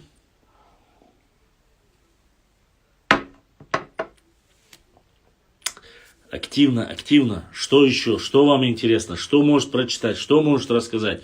Будьте, видите, я прямо кофе выпила. Спрашивайте, задавайте вопросы. Что вам конкретно, какие у вас есть вопросы? Что вам интересно? У меня с книги все есть. Планшеты. Я сегодня посмотрел этот, как его же звали? Ваню я смотрю Вилсакомовского. У него есть такие вещи, которые для работы просто-напросто необходимы, как земля и небо. Ваша, откуда появились тюрки, кто они, везде они встречаются? Они появились. Откуда они появились? Со степей. Откуда они появились? Цаддыкник, говорит, цаддыкник. Компаньон Лахвизервай. Найти бы хорошего компаньона нам для нашей работы. Цащухнум цу эрчуэн балхан. Дельниц барк. Майгой тардаронца. Башлам, не в курсе, кто-нибудь копается в архивах Узбекистана, там должно быть много информации про Чечню и чеченцев, хотя бы времен Тамерлана. Кто-нибудь, не знаю, но вроде бы Амин Тисаев говорил, что они ездили с экспедицией, но там переводами нужно заниматься, там нужно проводить, время нужно терять, и недешевая эта тема, я так понимаю. А на это должны выделяться определенные государственные деньги. Кто будет выделять их? Я не знаю. Такого не слышал. Вроде поездки были, есть какие-то материалы небольшие, я опубликую их. Вроде бы Амин говорил, что оттуда достал их. Или то ли кто-то прислал оттуда, перевел кто-то, я не знаю. Мрачный лесоруб. До 17 века где упоминание Нохчи? До 17 века Нохчи. Ты сейчас шутишь, что ли, мрачный лесоруб? Ты не мрачный лесоруб, у тебя мрачные знания истории. Этот вопрос мне задал Ингуш. Я тебе отвечаю. Упоминание Нахчи есть в грузинских источниках. В 1310 году Джавахашвили об этом написал. Вы можете посмотреть. Все. Есть, ничего доказывает. И география 7 века. География Ашхарайцуца, кажется, называется армянская география, там мы упоминаемся как Нахчиматьяне. Одно упоминание в 7 веке, другое упоминание в 14 веке. Из тех, что мы официально, которые признают все. Гурам Гумба говорит намного раньше, и Хасан Бакаев говорит, что есть упоминание намного раньше, как по крайней мере, об этом мы зачитываем. Я это читал, как бы, если я не ошибаюсь. Мистер Бин говорит, что скажешь о находке вселения Цори и нахождении там курхарсов? Ну, курхарсы для меня ничего не нового нету. Курхарсы находили в советские времена в не граничащей даже с Ингушетией в Харачое. Так что это есть, и фотографии есть советского периода. Посмотрите, ничего нового нету в этом, что касается курхарсов. Находили на территории Нохчичук. Что касается находки в Цори, ну хорошо. Жалко, конечно, что этот склеп был разрушен. Ну, под природными какими-то влияниями, под природным влиянием разрушился. Нашли хорошо, мы рады. Я абсолютно ничего плохого в этом не вижу. Да, есть вопросы, конечно, но это меня как бы не касается. Это история наших соседей. Я не буду сейчас говорить об этом. Да, ты оберткил. Кто бы меня не спрашивал, я говорил, да, ты оберткил. Хорошо. Если докажете, если покажете, хорошо. Но это хорошо, с одной стороны, для самого Тейпа Цхорой. Для именно Тейпа Цхорой. Там были моменты некоторые про Цору, я читал у Руслана Арсунукаева. Но вот именно эти захоронения, то, что были найдены, это показывает, что Цхорой очень хороший тейп и очень не такой молодой, как некоторые хотели его указать. Это очень старый тейп, и это хорошо. Вот. Не такой, как Галай, но это хорошо, на самом деле. Поэтому дал хорошо, что нашли. Хорошо, что нашли, хорошо, что не разворовали. Что мы можем сказать? Только лучше, только вперед. Занимайтесь своей историей, изучайте, все будет хорошо. Не надо вот только говорить соседи, маседи, там, у них нет, у нас не надо, не делайте такие вещи. Это мой вам, как бы, совет. В этом случае нужно говорить как? Показать древность, красоту всего этого.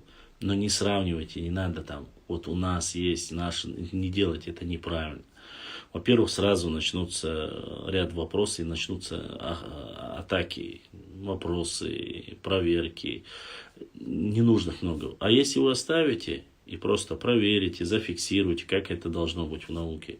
Нашли у нас, вот хорошо все, на нашей территории музей положили, показали. Великолепно. Да, все хорошо. Башам, ты знаешь, что у женщин монгольской народности, халха, есть такие же головные уборы и называются не курхас, а каркас. Да, я знаю об этом. Но у монголов не знаю, но у тюрков есть, я знаю. Ну, я опять же не говорю, еще раз, шудухташ.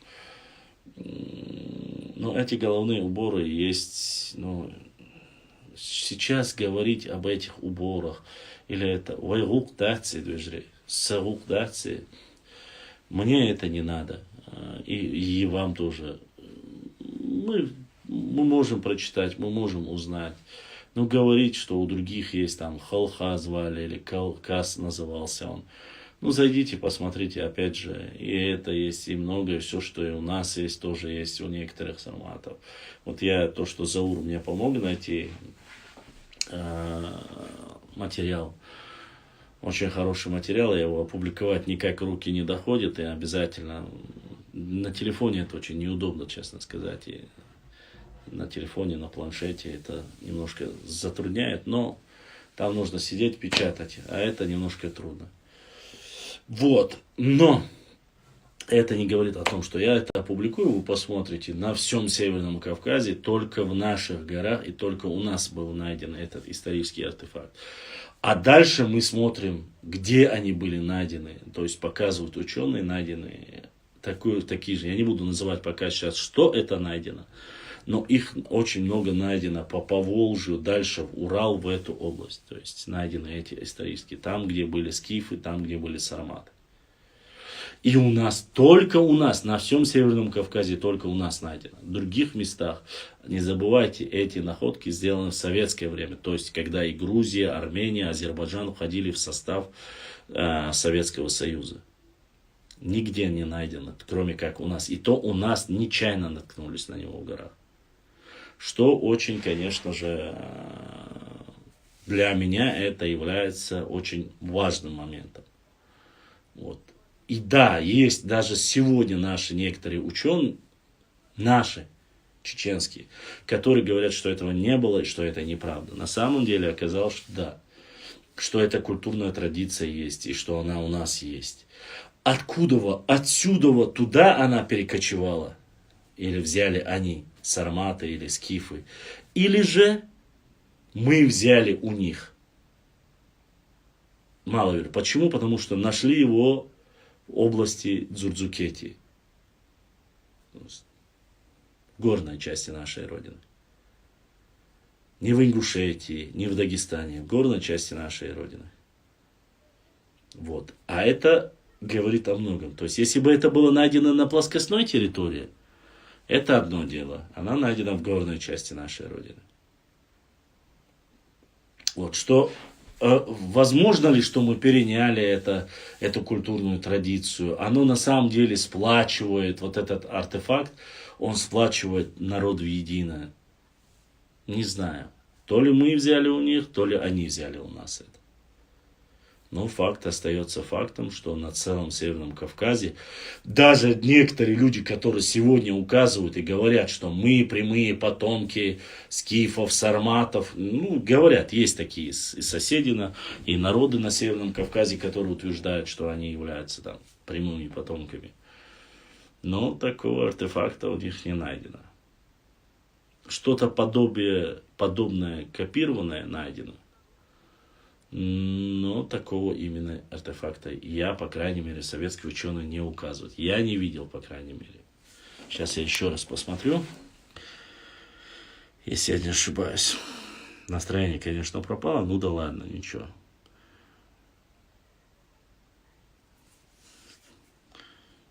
Не всегда, как говорится.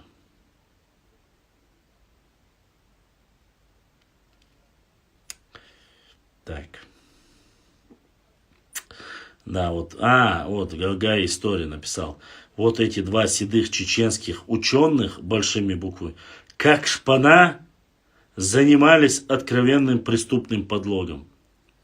Второго, которого они закинули. Вот они закинули его.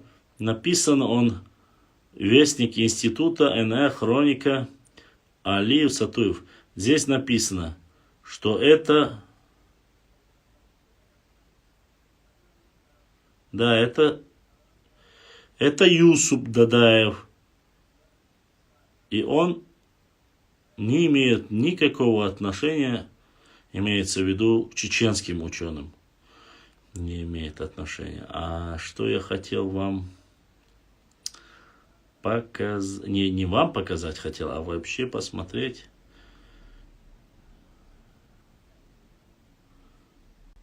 Так, посмотрим. Нет. Он найден только у нас. Здесь есть карта, где найдены эти артефакты. Угу. Так, посмотрим. Посмотрим.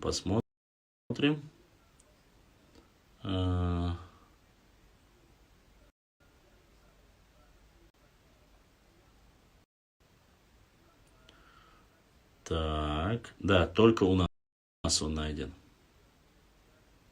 Только у нас. На карте только у нас он найден.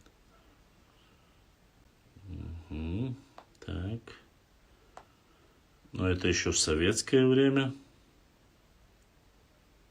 Да. В то время еще мы назывались Чечено-Ингушетия. Но найдено это на нашей территории. Ладно. Об этом чуть попозже. Ну, как-нибудь опубликуем, да. Вопросы, задавайте вопросы, если у вас есть. Отрицание всего факта и находки, которые были сделаны советскими учеными, нечаянно, как они утверждают, это, конечно,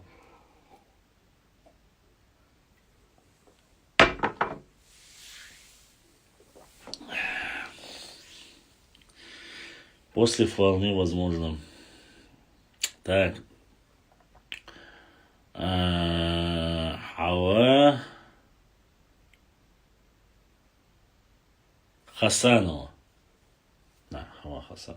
О, даже кто-то лайкает наш эфир, видите? Не пожалел нам даже лайки. Мне тут как бы сказали, ладно, не будем мы об этом, не говорить стандартных слов, которые ведут другие блогеры для улучшения нашей работы. Ну да ладно. Башлам, было бы хорошо издать книгу о войнах чеченцев против других народов. Было бы хорошо вообще издать книгу. Но, к сожалению, это дорогое удовольствие. Мрачный лесоруб. Как в Телеграме смотреть, ссылку можно? Ибраим, ссылку нашу на Телеграм посмотрите. Друзья, в Ютубе есть, вылазят вот такие ссылки. Там написано, подпишитесь на Телеграм, подпишитесь туда. Телеграм-канал и чат, где мы в переписке общаемся, там есть все. Подписывайтесь на наш Телеграм-канал. Там вы можете взять видео, скачать, закачать к себе. Вы заходите ко мне в WhatsApp, пишите, мне скинь видео, мне скинь шудухдахар. Все, что я гружу одновременно, я публикую на все платформы. На 6-7 платформ. Мы грузим везде, чтобы все знали. Начиная от Твиттера, который многие не знают, но нормальные люди во всем мире очень хорошо пользуются им. Начиная от Твиттера, заканчивая Рутубом, аналогии Ютуба российского, везде мы публикуем. Я после этого удаляю. У меня телефоны уже не выдерживают. Вот. Нужно все сохранять, чтобы не заполнялась как бы память, чтобы телефон не глючил. У меня каждый раз обновите дата хранилища, там вот эти купите гигабайты, ежемесячно платите столько. Я уже устал, 2 VPN я уже поменял, там купил сейчас последний, 3, надеюсь он будет. Я узнал баг, почему у меня не показывает, я не смог зайти в эфир, прошлое воскресенье я не смог зайти, и в субботу мне пришлось зайти через YouTube, потому что, оказывается, мой VPN вообще не пахал. У меня не показывало никакой связи не показывал, просто антенна стояла и ничего. И этот баг я смог устранить только удалив свой VPN и загрузив новый. Только тогда я понял, что вот пришлось покупать другой. Ну вот, купили, и сегодня я с вами. Это очень сильно давит меня. И технические вот эти вопросы мы с Ибраимом и так пытаемся всячески все сделать, чтобы как-то все работало. Ну, Бекар Ибраим у Асхаизу, что он и так работает, там, ему нужно свою семью кормить, держаться, я его еще достаю, посмотри это, может там дешевле, может найдем, может купим, может сможем прислать и все и так далее. Да, и самое интересное, он попросил меня не называть себя, сказал, один раз ты сказал, хватит, я бисмилля, просто поддержать хоть что-то, купить там, каким-то образом поддержать тебя технически. Брат Тваха прислал, я вам говорил об этом. И самое интересное, о чем я хочу сказать сейчас, не об этом. Дело в том, что мы долго искали, и Ваха искал человека, который мог бы там за границей привезти и отдать мне вещи, чтобы работа хорошо шла. Так вот, привез его некий таксист, зовут его Яхья. Самое интересное, что я получил от него там за границей вот эту коробочку, там взял, ничего нету. Потом он через 4 дня звонит мне. Я удивленный, за границу вроде бы не еду, что он хочет узнать. Он заходит, говорит мне, Башлам, хауй, говорит, это ты, который в YouTube. Я говорю, в Инстаграме, в Ютубе, я говорю, да, соубас. Я, говорю, тебя не узнал. Сейчас, я, говорю, когда увидел на WhatsApp твою фотографию, говорит, я узнал. А ты тот самый, говорит, да, когда ты забирал, я тебя не узнал бы. Ну, то есть, хотел. И потом чуть-чуть разговорились, но мне пришлось зайти в лифт, и связь у меня пропала. Он спрашивает, Хотейпан Милуас Эшбату. А, ты Веденский, говорит. Я говорю ему, нет, я не Веденский. Ну, я хочу объяснить, если вдруг даже сейчас смотрит, я чтобы ты понимал. Эшбату, как и Аларвай, как и Цуантрой, Беной и остальные там, они вышли из Нашхи. И потом уже осели непосредственно в области Ичкерии. Ведено это и есть область Ичкерии тоже. Ведано Эрснашер. И после Нашхи, вот что я имел в виду, что мы осели. То есть мой 17-й, нет, мой 12-й предок Зур осел там. Эхшбета, на горе своей собственной. Эхшбет, ладно. И оттуда уже через Серженюрт,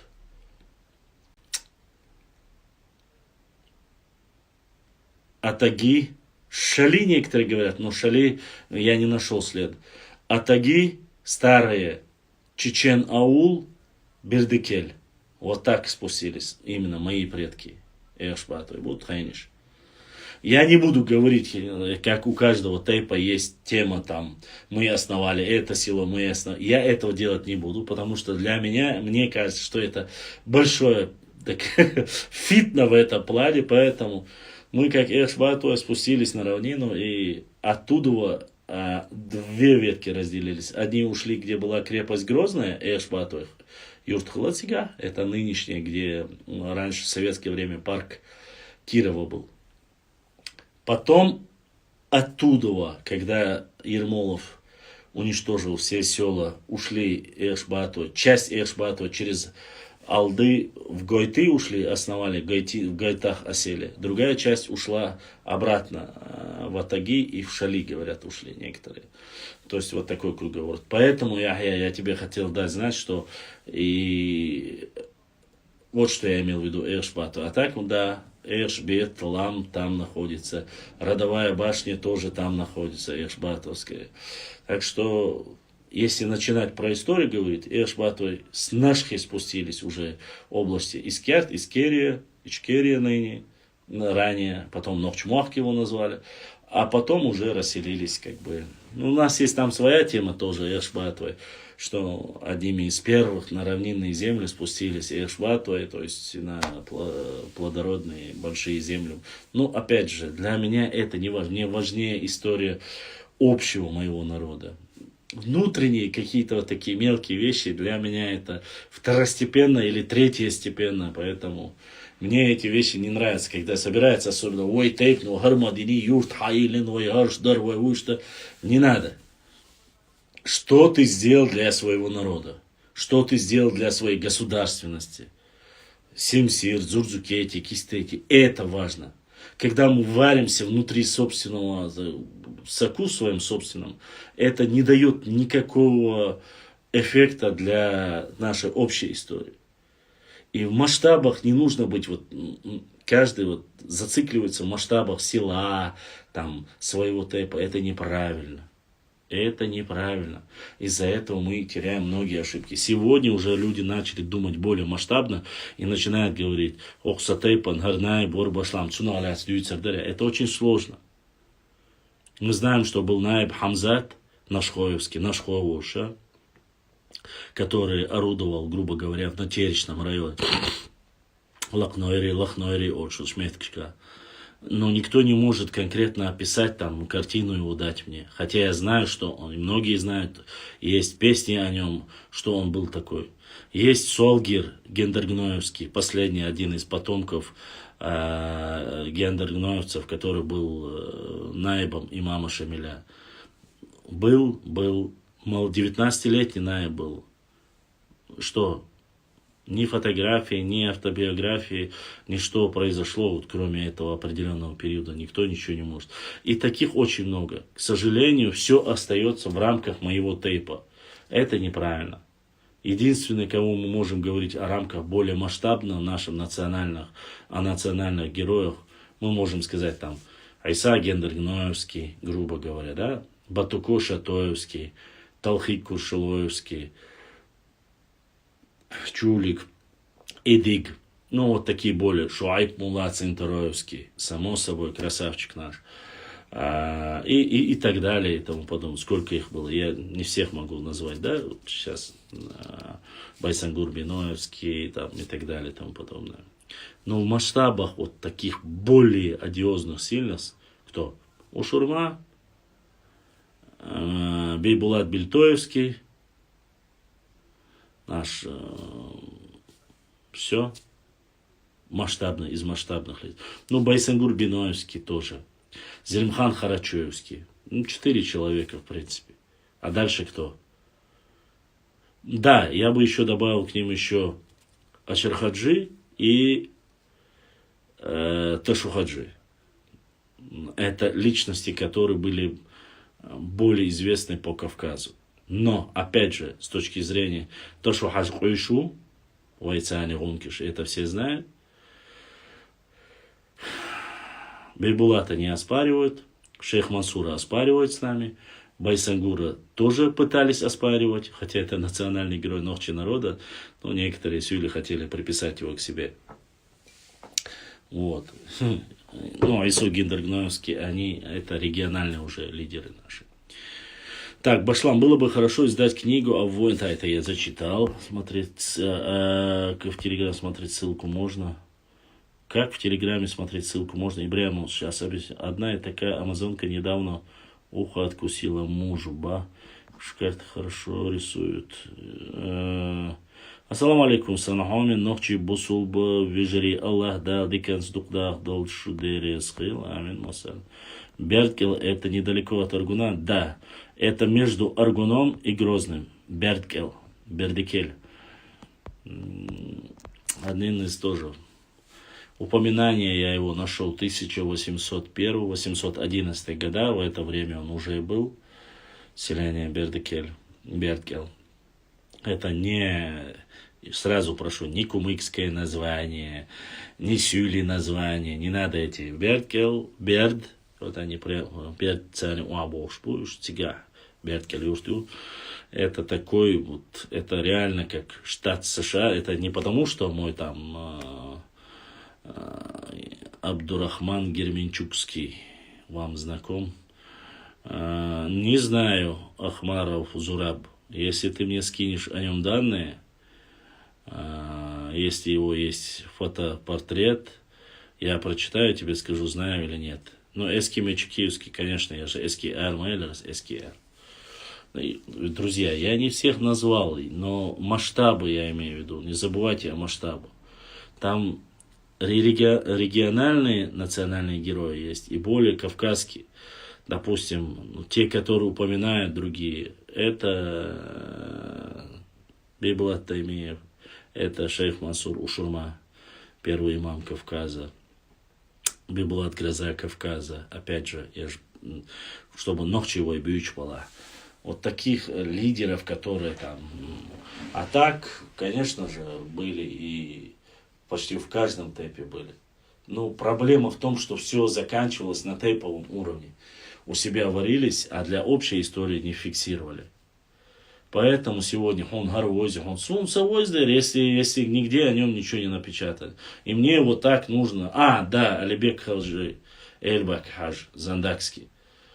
Наши национальные герои, ну и что? Где мы это фиксируем? Где мы это все, нужно ли это? Почему Эльбак Зандакский, его тоже, почему мы упоминаем?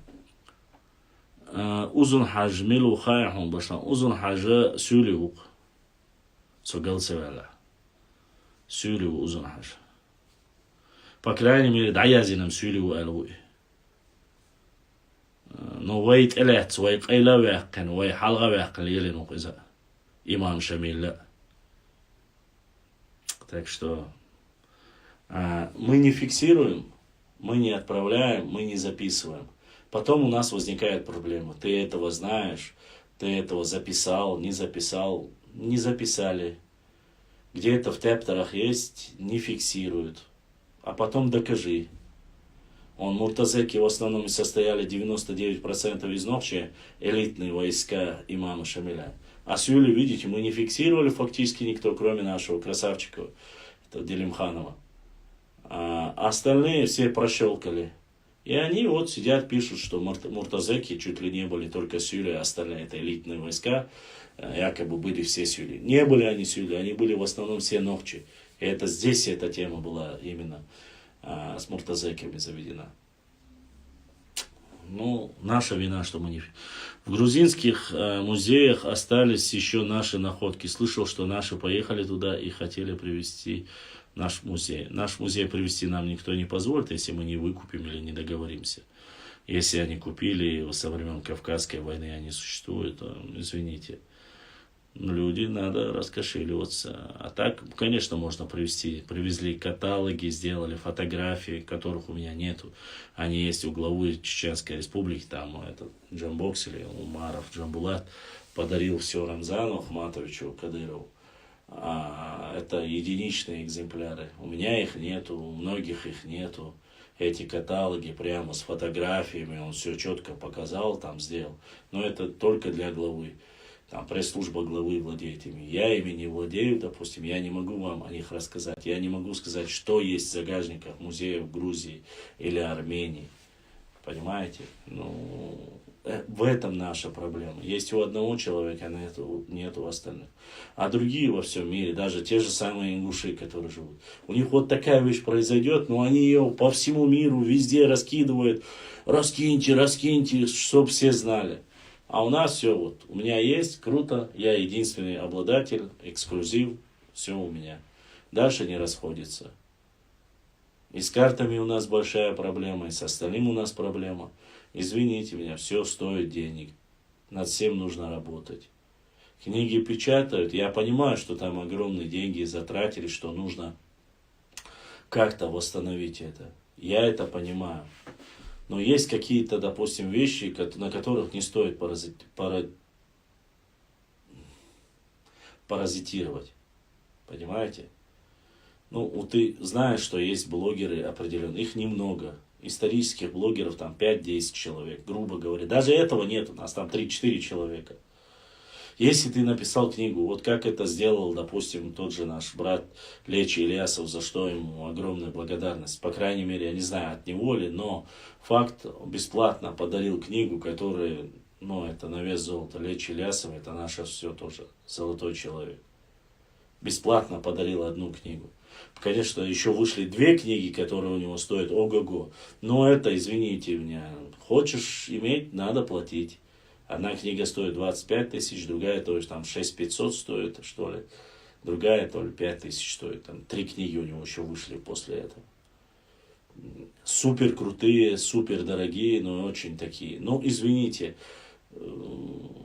я не говорю, что они должны или обязаны их блогерам давать. Но, опять же, если там есть какие-то эксклюзивные материалы, если не мы будем показывать эти книги, давать людям знать об этих книгах, что там говорится, смысл этих книг, чтобы какие-нибудь богатенькие мужики купили, поставили в сервант, она пылилась там, и никто не знал, что там есть в реальности про нашу историю.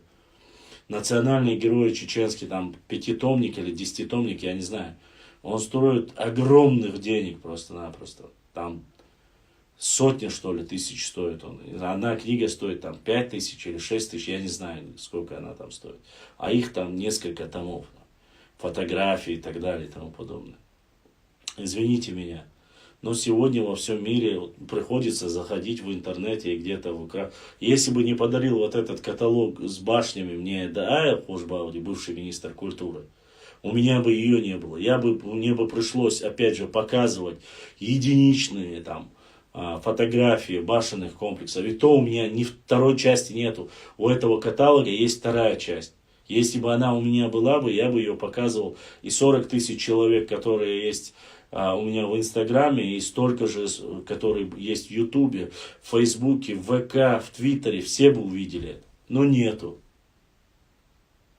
Нету, понимаете? Я не могу себе позволить их купить. А все должны это видеть. Все это должны ознакомиться, особенно Нохчи, которые с Европы. Всем интересна теперь история, потому что время войн закончилось.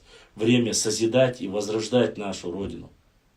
Я не говорю о каких-то политических темах, понимаете? Но каждая эта книга, ну у нас, я понимаю, может быть и 5 тысяч, 10 тысяч. Для автора книги это, конечно, существенно может быть. Ну, 5-10 книг раздай ты этим знакомым, знающим более или менее историкам, которые занимаются этим. Дало? Солнце, хотя бы вечер, да, но я смотрю, да, мягком Баху, брат тоже показывает, там закидывает книги, он покупает их все. Все он их покупает. Только завистью. В библиотеке Асана Бакаева только можно завидовать.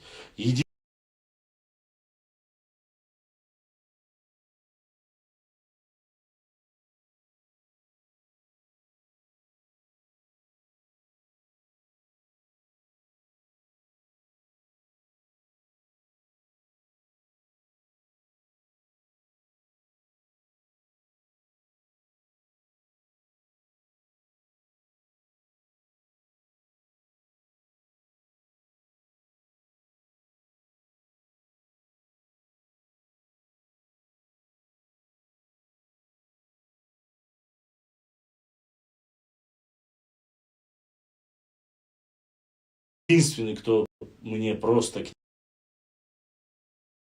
который в Панкисе, он живет-то в Финляндии, учится. Я его попросил, пожалуйста, найди эту книгу, купи, пришли, я заплачу любые деньги, потому что это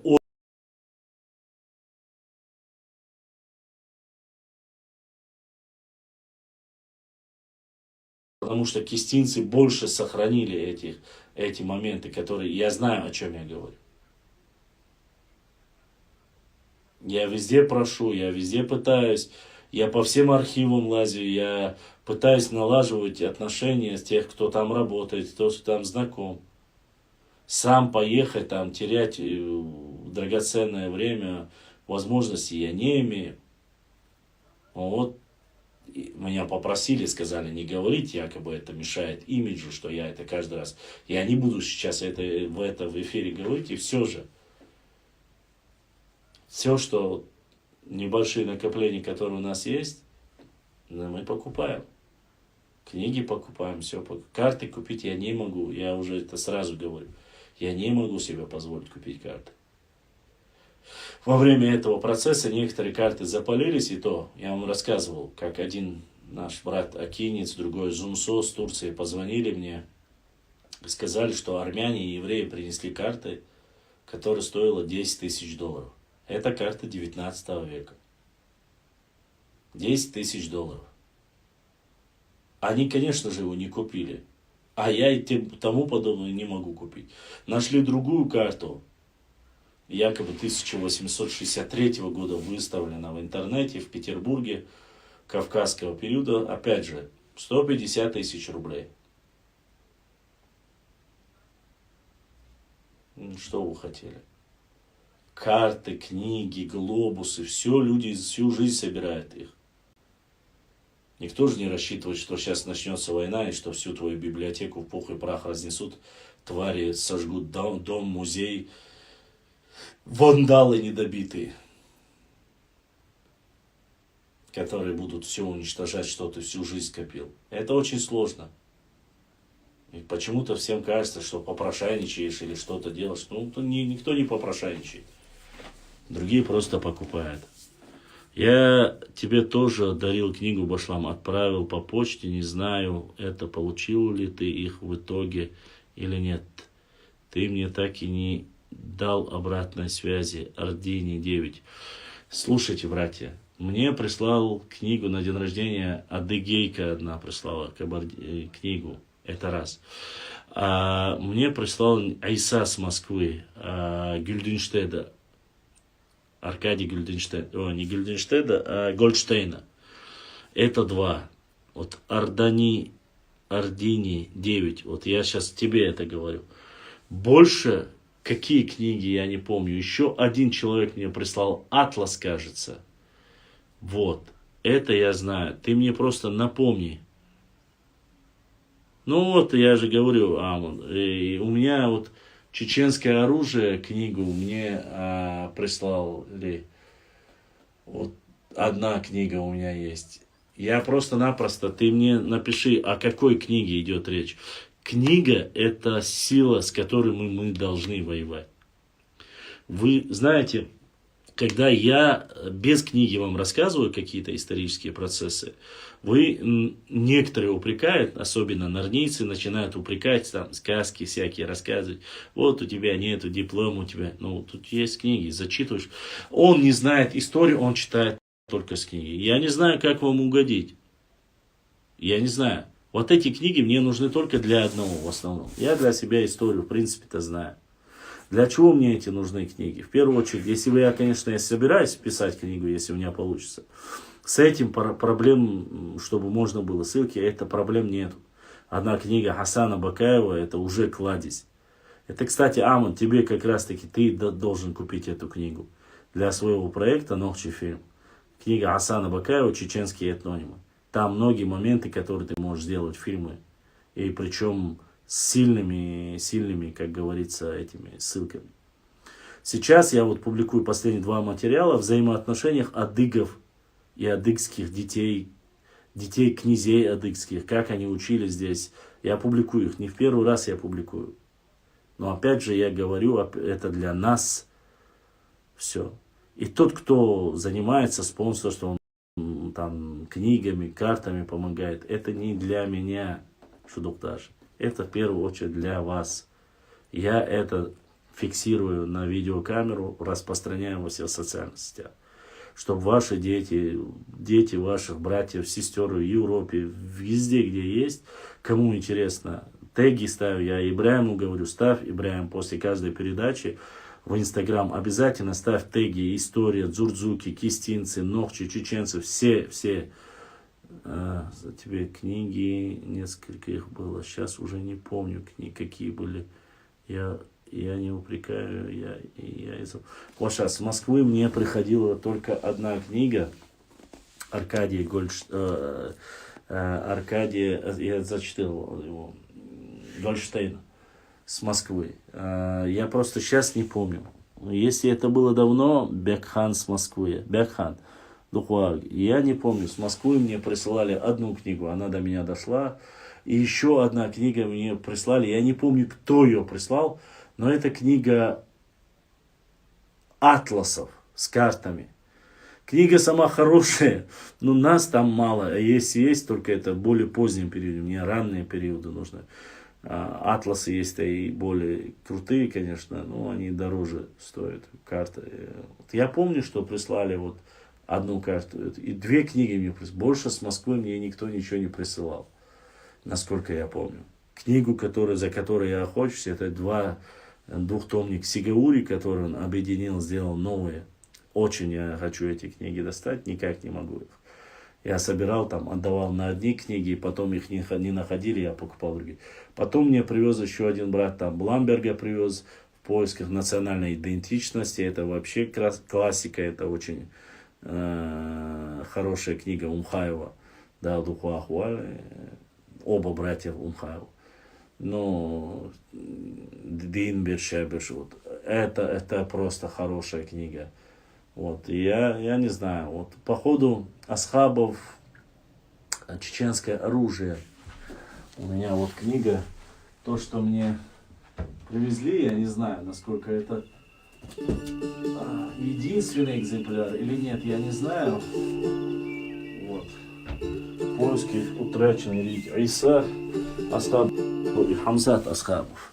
Якобы кто-то из них выходил со мной на связь, звонил мне, он рассказывал, кто помогал, спонсорствовал. Вот эта книга, это великолепная. Я не знаю, сколько их томов, но одна книга мне есть, ее мне подарили. Да, я не знаю, Айса села, но это просто в руках держать просто-напросто бомбическая книга, причем она на английской версии, на русской версии, и с одной стороны, то есть все настолько, здесь картинки, это Бельгия, Англия, с разных музеев, то есть Это просто не передать. Просто книга очень хорошая. Я не знаю, она продается или не знаю, не продается, я не знаю. Сейчас мы посмотрим тираж его. Если есть. Это альбом. Тираж 2000 экземпляров. Тихомирова, корректор Абубакарова, Усков, Петр Ностер, Брюссель студия. То есть это очень крутая тема. Это реально очень крутая тема. Я просто сейчас не помню всех, но вот какие-то книги, которые у меня есть, они с Москвы. Сегодня Бекхансон, Бодыгдисла, Чо, догадался на Эл. Ну, с Москвы, чтобы мне кто-то книгу прислал, несколько книг с Москвы, которые мне прислали. Я, честно сказать, не припомню. Если бы все, что мне доходило, я обычно читал. Но постарайся, напомни мне, Сундегда, это, может, ты присылал, может, не дошло до меня, Инсундега Байлам Хадбук, может, какая-то реально крутая книга, которую я не получил. Ну и Сабях был, Стяханису, Бекхан. В любом случае, да, Саевел, да, Духуахуэл, напомни мне потом, или в директе напомни мне, что за книги. Может, я не сказал, что Ахтхул, показываешь книгу прямо в прямом эфире, говоришь, вот эта книга, вот эта страница и так далее. Да, конечно же, книги, когда есть книги, особенно, конечно, есть романы, есть художественная литература. По нему снимать какие-то художественные фильмы это нормально. Но вот снимать документальный фильм по художественной литературе всерьез, конечно, не воспримут. Насколько я знаю, Нохчи фильм снимает именно исторические достоверные ролики. Поэтому нужно использовать документальные книги. Башлам, я хотел бы сделать проект о взаимоотношении адыгов и чеченцев. Хороший проект. Поддерживаю тебя полностью. Ассаламу алейкум. Ва алейкум ассалам. Савошчарту. Сколько стоит книга Сигаури? Это издадук яхвальха. Она очень, они двухтомник, они. Но это дорогая книга. Насколько я помню, в пределах мне сказали в то время, что где-то, то ли в Бельгии, то ли где-то там, или в Москве и в Питере сказали, 200 эллер, 250 эллер, две книги двухтомник. Это очень дорого для меня. 200-250 евро. В пределах 200 сказали мне, или 200, или 250 иштелер. Цухайна, когда она вышла. Сейчас я не знаю. Вообще, у меня есть книги в PDF, могу в Фейсбуке скинуть про Нохчи. Скинуть ты можешь, скинь. Но, сразу говорю, в PDF формате книги не подходят многие. Только бумажные. Только то, что можно сохранить. В PDF формате, конечно же, это хорошо. Оттуда копировать какие-то материалы хорошо. Электронные книги ты имеешь в виду. Но, есть маленькое но. Всегда ты должен в любой момент для сверки они хороши. А так бумажная книга, нет ничего лучше, чем бумажная книга. И тебе на будущее PDF может в любой момент потерять в PDF формате. А в бумажном виде, те классическом виде, они нет. По-моему, там одна из книг была «Известие Чечено-Ингушетии». Она без обложки была старая, редкая. Соболял.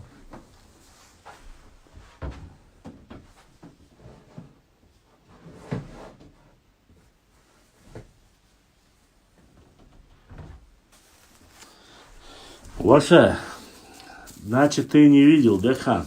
Вот эта книга. Эта книга у меня есть, я их показывал. Бекхан. Эта книга у меня есть, я ее не то что, чтобы сохранить в клеенке, вот держу, видишь, в клеенке, как она была. Если ты про это говоришь.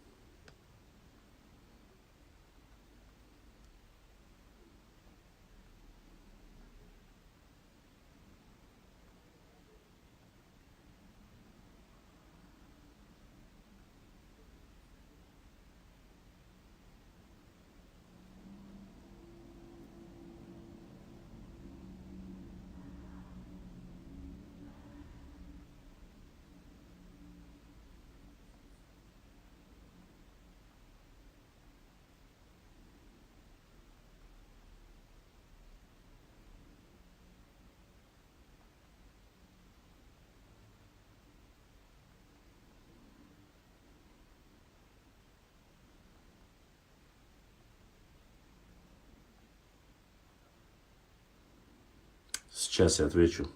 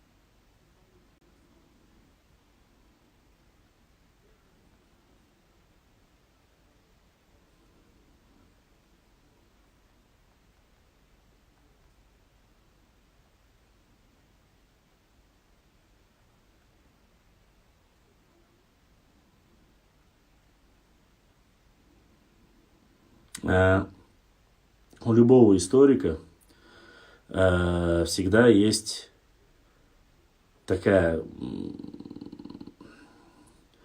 недоступная. У него всегда вот они его. Вот у меня была одна книга недоступная, никто ее не мог ее достать. Вот я пытался ее достать, и вы в жизни не поверите. За деньги я готов был отдать 10-15 тысяч. Я готов был отдать эти деньги просто из-за уважения. У меня в то время они еще и были. Еще у меня машина была в то время. Я ее продал как раз. Что все. Я очень хотел купить эту книгу, но ни за какие деньги она была под запретом. Я не смог ее найти. Не буду сейчас говорить, что за книга, но знающие люди историю, тот поймет, о чем я говорю. И ее я получил от человека, который я вообще не ожидал. Его подставлять я грубо не буду. Он мне подарил 2-3 книги, и в этих книгах оказалась она. Да, без одного листа там. Задней, кажется, листа у него нет, задника нету, обложки. Но эту книгу я достал. И она дополненная версия, та, которую я так очень сильно искал. Просто, я не знаю, может, Всевышний так пожелал. Книга очень редкая, их всего 500 штук. То есть, чтобы вы понимали, их вообще мало. И я ее еле-еле достал. И да, конечно, я моменты беру оттуда, которые никто не слышал, никто нигде не читал. Но там они есть. И ссылка на эту книжечку. Вот я указываю любому человеку, который говорит, что я вру, и этого не было, я могу предоставить. Приличные встречи, конечно же, не по интернету. Вот такие моменты есть. Книги это все, их собрать нужно. И моменты с этой книги, цитаты важные, на этой странице, здесь публиковать надо, чтобы вы знали. Опять же, если бы из архивных личных полевых материалов не опубликовали бы этот Гунки, потомок этого Гунки, который опубликовал про Дауд Мартан, а там очень много подробностей, очень нужных подробностей, и о Чинхуа, и о других тейпах, и о Дауд Мартане, это очень важно. Потому что, ссылаясь на это, мы уже прекрасно знаем, там и речки, как называлось, вы можете посмотреть, и другое вы можете посмотреть, да. И основываясь именно на таких исторических материалах, сегодня мы можем отправить, допустим, запрос направить, грубо говоря, да, там, написать или там в парламент сказать там название, если город переоформили, если историческое название этому городу дать, как и моя сестра мне напомнила, я, конечно же, буду ходатайствовать, если получится. Я не знаю, получится, не получится. Но назвать его историческое название этого селения Дауд Мартаном. Город Дауд Мартан. И круто, и исторически правильно, и красиво, там, грубо говоря, да. Я вообще говорю, как быть.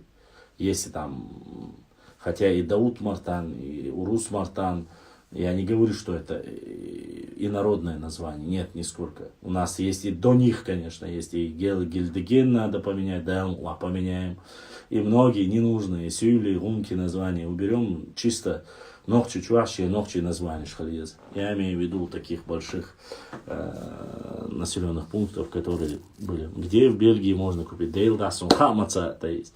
Я знаю, что мне сказали, что где-то есть за границей Юэлер Сюгюша, Цоюкш и очень ограниченный Эл. У меня, как говорится, слюни сразу потекли эти две книги достать. И один брат мне сказал там, грубо говоря, он помог себе эти книги. Я эти отправил этому человеку. Он юлил, хитрил, хитсюарю, ханюарю. Я месяц ждал от него, деньги обратно я не получил. И 4 книги и 1 карту я другие взял. Тоже я их показывал, зачитывал эти книги. Но, к сожалению, вот эти двухтомники я не достал. То есть есть еще 5-6 книг, которые нам для полной работы на нашем канале было бы просто великолепно. Пока их у меня нету, но по мере возможности Вайдаму Юцарю. Вот этот 3 книги Лечи Ильясова, 1 книга Грозный 200 лет, там кажется, да, Грозный. И еще 1 зеленая книга, очень толстая, сейчас вышла она буквально недавно, к столетию Чеченской Республики. Вот эти книги, если бы у нас были, там можно было. И вот этот каталог по башенным комплексам. Я не знаю, получится, нет. Если получится, достанем, да. И я вам обещаю, что увидите много интересного. Хаусердуэ. Чечен предательстве. Башлам. По мнению ДД Мальсагова и ХД Ашаева, Халида Ашаева, Ахсартаг в эпосе Осетин это Орстхой. А в эпосе Осетин братья Асхар и Ахсартаг предки рода первых нартов, от которых они происходят. Вполне возможно. Вполне возможно. Но опять же, у них, у осетин, и у нас очень много, у нас имеется в виду, с кавказскими народами очень много того, что они переняли у нас. Вот. Что касается наших ученых и осетинских ученых, опять же, нужно смотреть, сколько плюсов, сколько минусов, насколько это друг другу противоречит. Ну, то, что ты мне кинул сейчас, вот эту задумку, да, я обязательно ее проверю, посмотрим. Нарты это все-таки больше мифическое такое, все, что касается него, это в основном мифы, доказательства, фольклор, мифы, нужно искать более очевидные факты. Ардини 9 говорит, все, Кятта, брат, тогда я рад, что они у тебя, да, Алпайдевел, конечно, у меня, брат, запечатано, видишь, в обложке, чтобы ничего не пропало, это известие статьи, материалы по истории Чечено-Ингушетии, такой же архивный, у меня есть архивный, сейчас я покажу еще, я не трачу ничего, как говорится, напрасно. Уэгаха. Так. Нам, конечно, могут жаловаться, говорить все, что угодно. Но у нас есть, смотрите, такие великолепные вестники Академии наук. Это они были хорошие очень. Между прочим, здесь есть очень хорошие статьи. Я так понимаю, в этих... здесь была... Хизриева Хаджи Ахмедовича материалы, что мне, конечно, надо посмотреть, если архивный вестник 2020 года Академии наук Чеченской Республики, обе, и археология, 2 тоже, вот смотрите, вот эти 2, да, 2 журнала таких мощных у нас тоже есть. Здесь я тоже беру какие-то материалы по истории, за что огромное спасибо. Тот, кто мне дал эти вестники. Я понимаю, что наша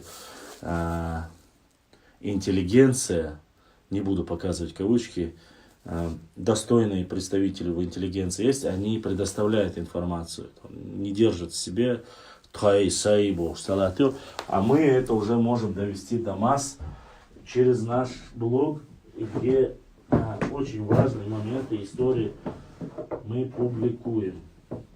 Все читать не получается сразу. Вы поймите тоже. Интересный момент. Их используем.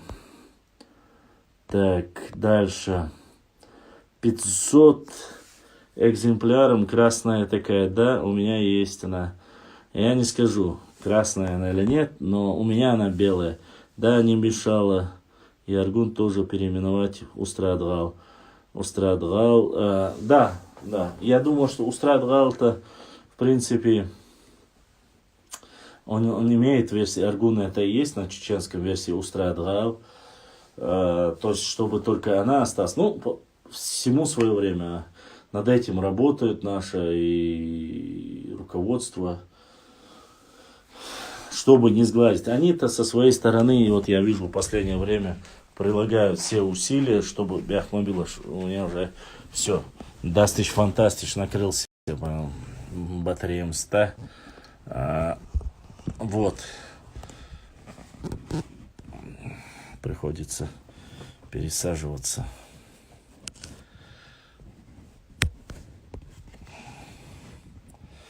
Вот.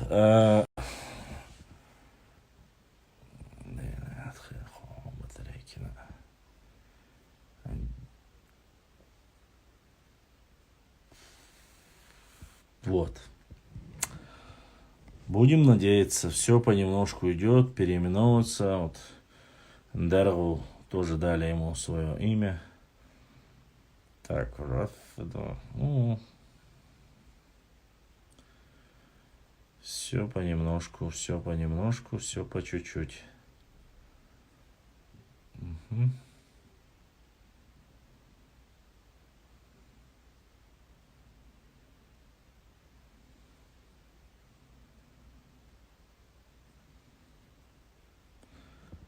Так. Задавайте вопросы, если у вас нету. Я дадиар зорду. Если шон цела. Я просто, у меня как понесет просто. Очерки истории чеченцев. Очерки истории чеченцев. Из Чечни являются. Да, очерки истории Чечни.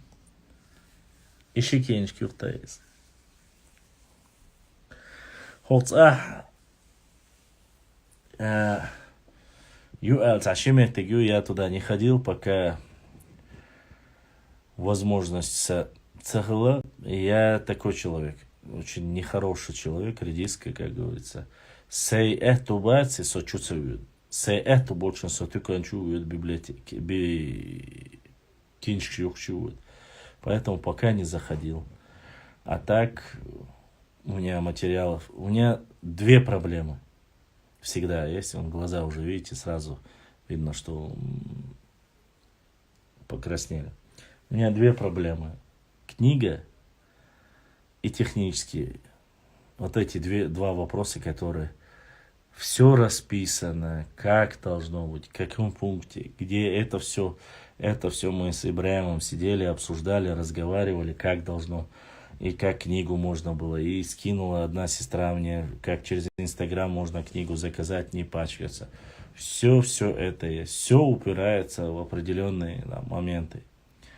К сожалению, пока вот этого Робин Гуда мы не нашли своего, но удивится. Каруру найдем, наверное, кого-нибудь, который сможет нас тоже достойным образом поддержать раз и навсегда. Ассаламу алейкум, салам бусул, нохчи вижри, ва алейкум салам ва рахматуллахи ва баракату, марш угил, хо башлам дели маршал хил, делил хатур палдя, гуза, дерез хил, магант, дел сидварха. Старая верная гвардия, всем салам маршал, простой я. Дел салам маршал хил, простой я. У нас Заур, наш брат Адык, Почаев, кажется, его фамилия, Почаев Ермацу, если не ошибаюсь. Он мне тоже написал, давно его не было, он, оказывается, устроился на работу, и ночью то ли на работе бывает, то ли высыпается из-за этого, а так он просматривает днем наши эфиры, за что нашим братьям Адыгам огромное салам. маршал большой им. Реально, честно вам скажу, вот что касается адыгов, взаимоотношения, чем больше я читаю некоторые моменты по истории, про них, про нашу историю, достойные братья, черкесы, адыги, точнее сказать, адыги достойные, как и многие другие народы Кавказа. Вот, валла, я еще раз говорю, были и стычки, и были и военные конфликты какие-то, но общий язык с достойными мы находили, всегда находили, с ними, по крайней мере.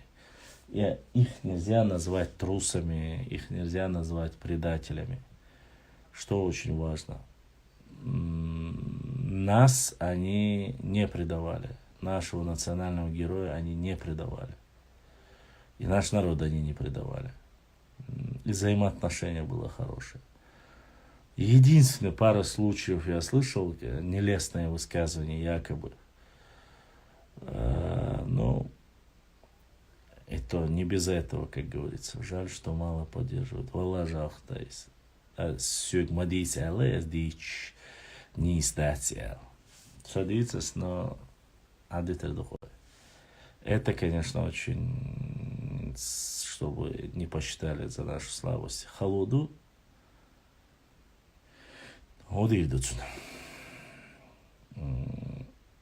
А ведь, в принципе, если бы человек хотя бы 10-20 нормально ушкача, доллар должен штархуш.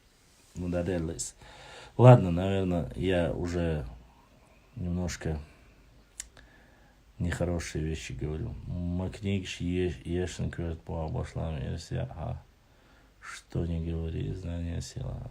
Алла киншам яши раз. Вот поед буя бацаться. Поед бу бацаться. Многие все, что хотят, чтобы... Знаете, проблема в чем? Человек, который там знает историю, знает многие проблемные вопросы общества, обществознание, этику, географию. Проблема этих людей почему-то ему сразу пророчит только работу учителя в школе. Думает, что больше историки не нужны. Но это самая большая ошибка, это реальная ошибка. Реальная история – это праматерь всех наук. В истории можно узнать очень многое, свое будущее можно узнать. Имеется в виду, что ожидать в будущем. Избежать многие ошибки можно. Становление, строительство государства, развитие экономики, правовые аспекты. Все можно узнать. Но это должны делать непосредственно хорошие специалисты в области истории, наполненные любовью к своей родине и знают, где есть свои плюсы, где есть свои. Между собой они в узком кругу специалисты могут обсуждать вот эти проблемы были и довести до руководства и сказать, вот этого нужно избежать. Вот этого нужно не допускать. Будь то это довести это до Мехкда и до председателя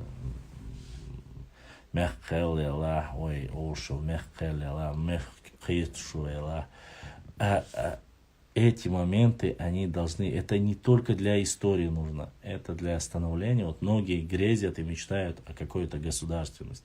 Кто-то хочет создать Кавказскую республику, да? Кто-то хочет создать какой-то Туран. Кто-то хочет, говорит, Туран, Муранцы, видишь, кавказский, ногчи, чухализ. Есть и такие. Есть, которые хотят быть в составе.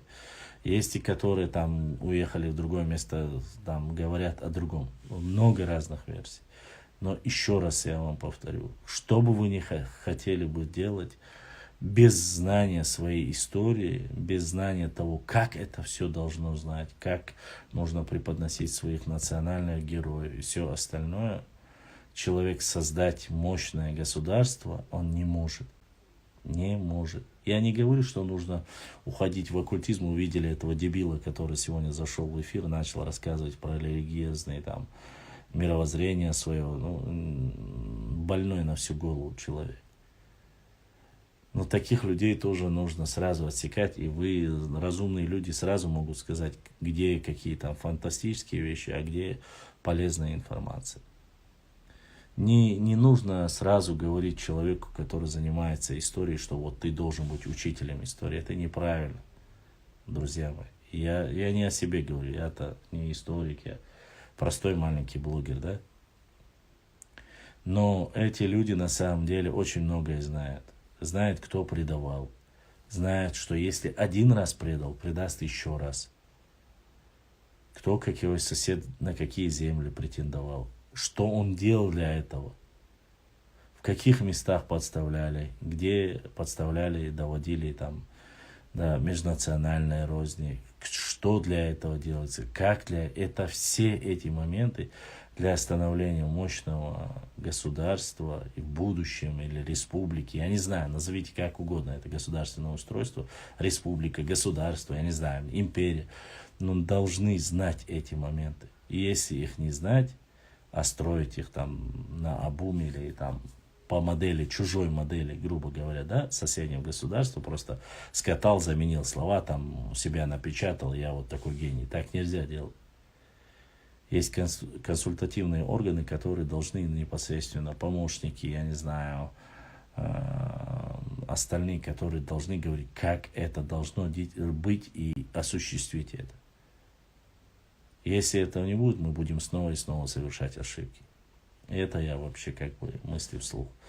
Когда я загрузил трейлер к фильму про шейха Мансура, над которым я давно работаю, вот комментарий от адыгов, где они писали: наш имам шейх Мансур, ждем фильм, много прекрасных слов было.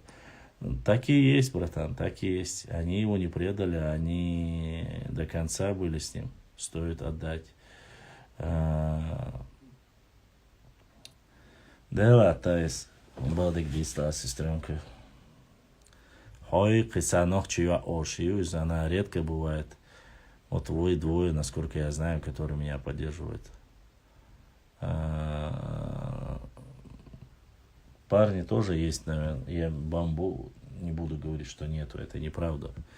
Берзлая ночью, но в основном...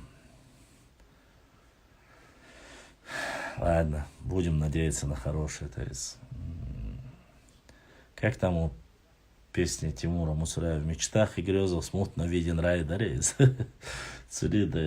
Мечтать я уже не буду, обещаний я уже столько наслышался, поэтому не будем об этом. Я это вижу по своим как бы сборам, и Ибраим это видит по нашим сборам.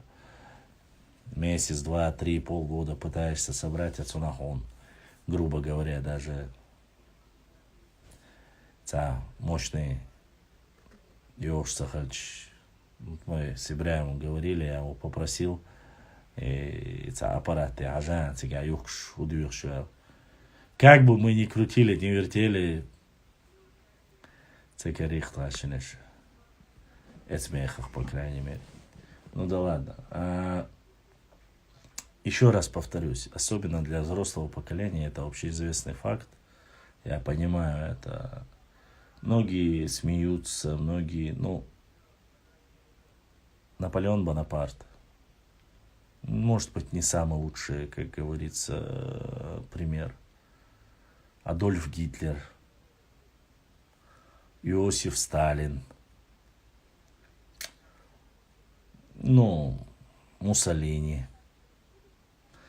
Азиатских тиранов я уже не буду называть далее. Ладно, возьмем Муаммар Каддафи.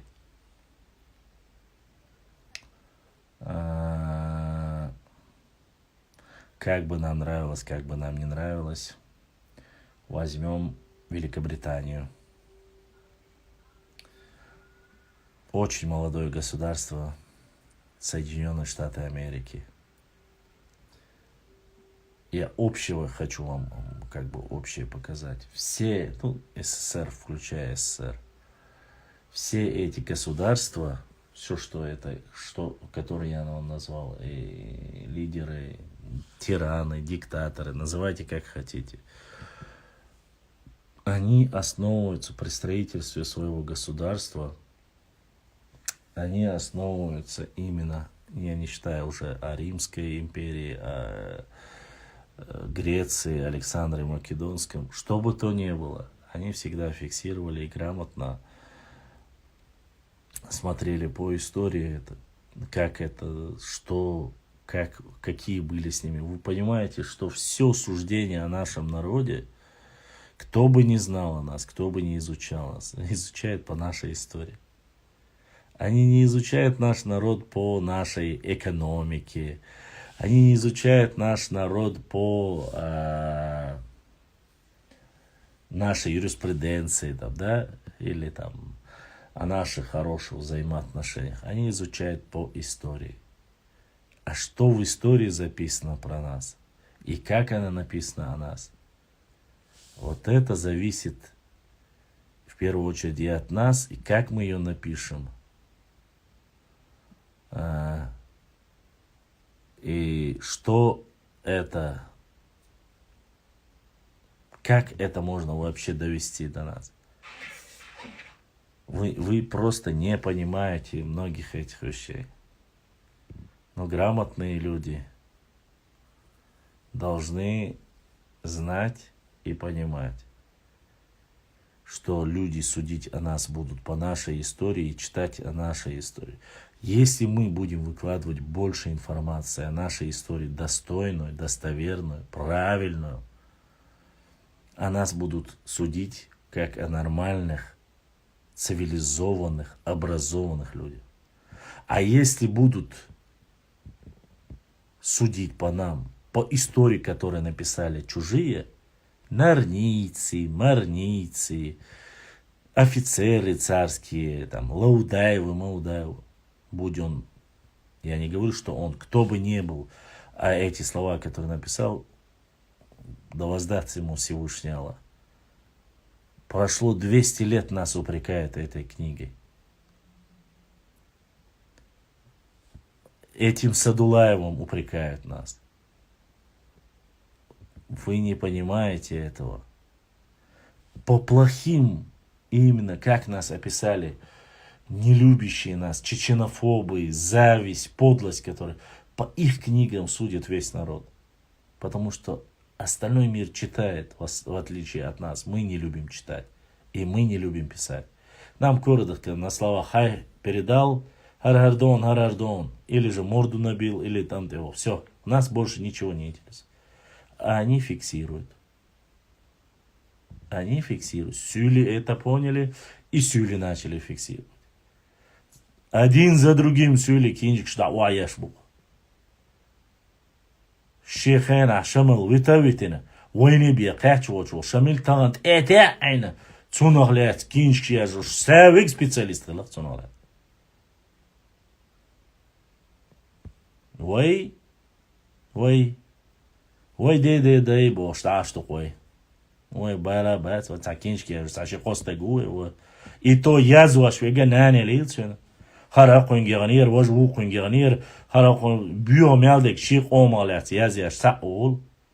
Даже художественная литература уже. У кому язя чисто экономический проект, это кинчика.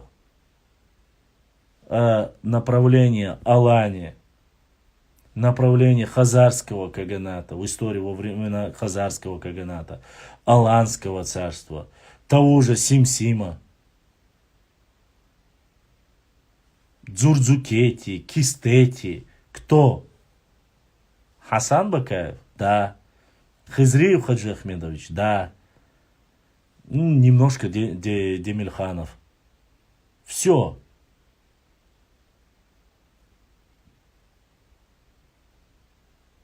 Больше нету.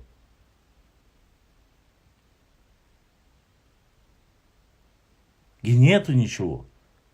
И все меня упрекают. Самый он близкий у Алхиечу, в первую очередь, он сапел гватач. Но ты в моей-то шкуре окажись тогда. Хавале bien болт так. Осуждать bien собол. Еша и самехтер. Цанг ош бекхан ва амича Москва. Хок кажер вацро. Ибраим.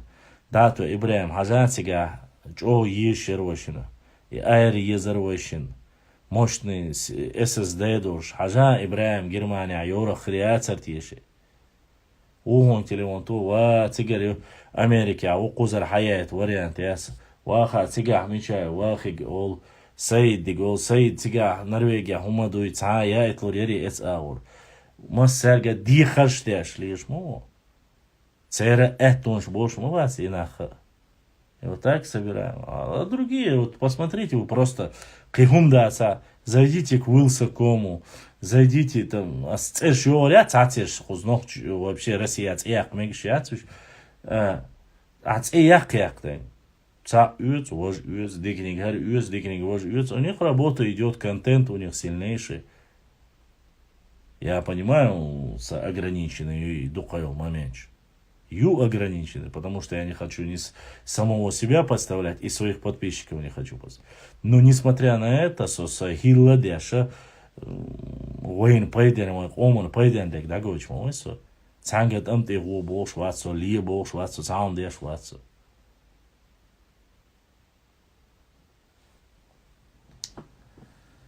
Да, Мансур уже во много чего воля. Поэтому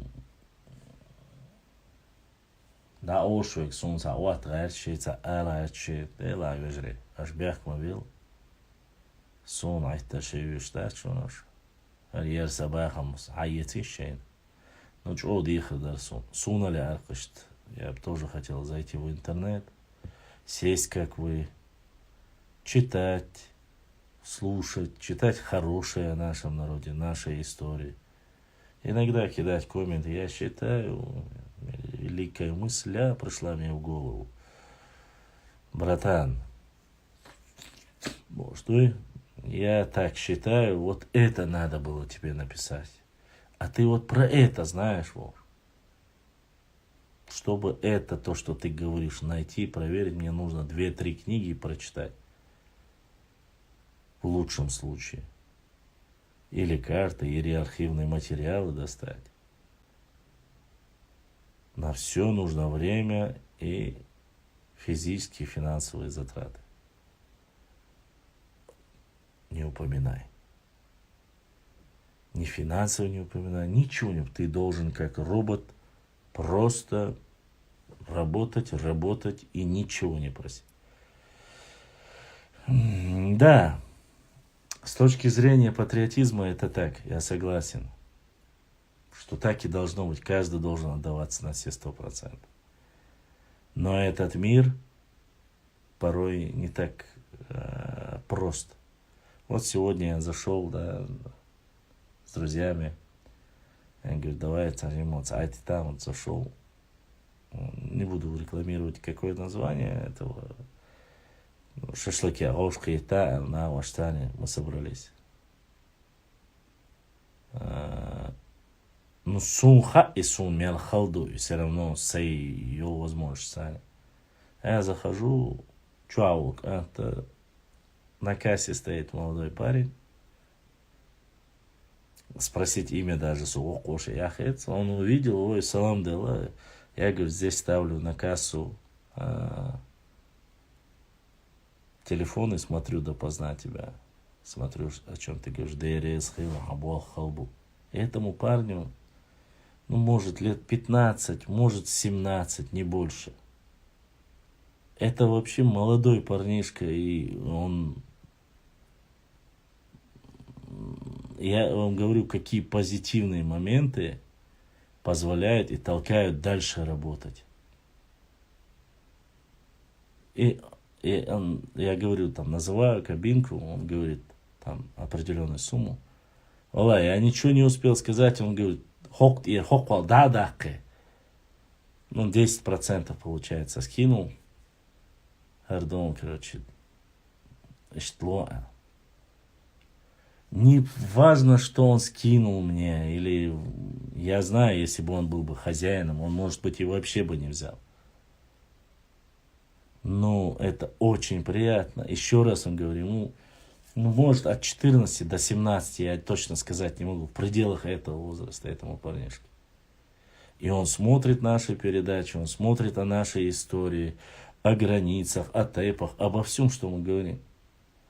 И ради таких людей мы сегодня существуем. Это очень приятно. Вроде бы человек простой, но он пытается хоть каким-то образом подсобить, помочь. У нас нету в культуре понятия «помочь» в таком плане. Да, возможно, у нас там трудные, вол мы там волокер чхена, цонгшхиль чхена, аварин чхена. Может быть, мы поможем. Может быть.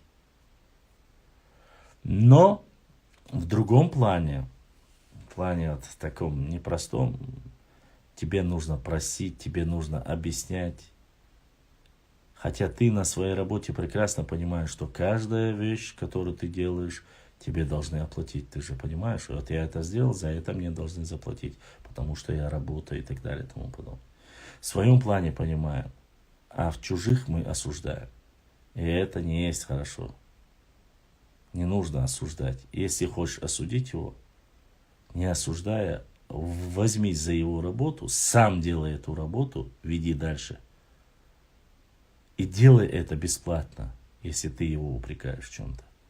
Напиши книгу, сделай передачу, веди, допоздна сиди. Вот мы зашли в 11 часов, сейчас 3 часа ночи.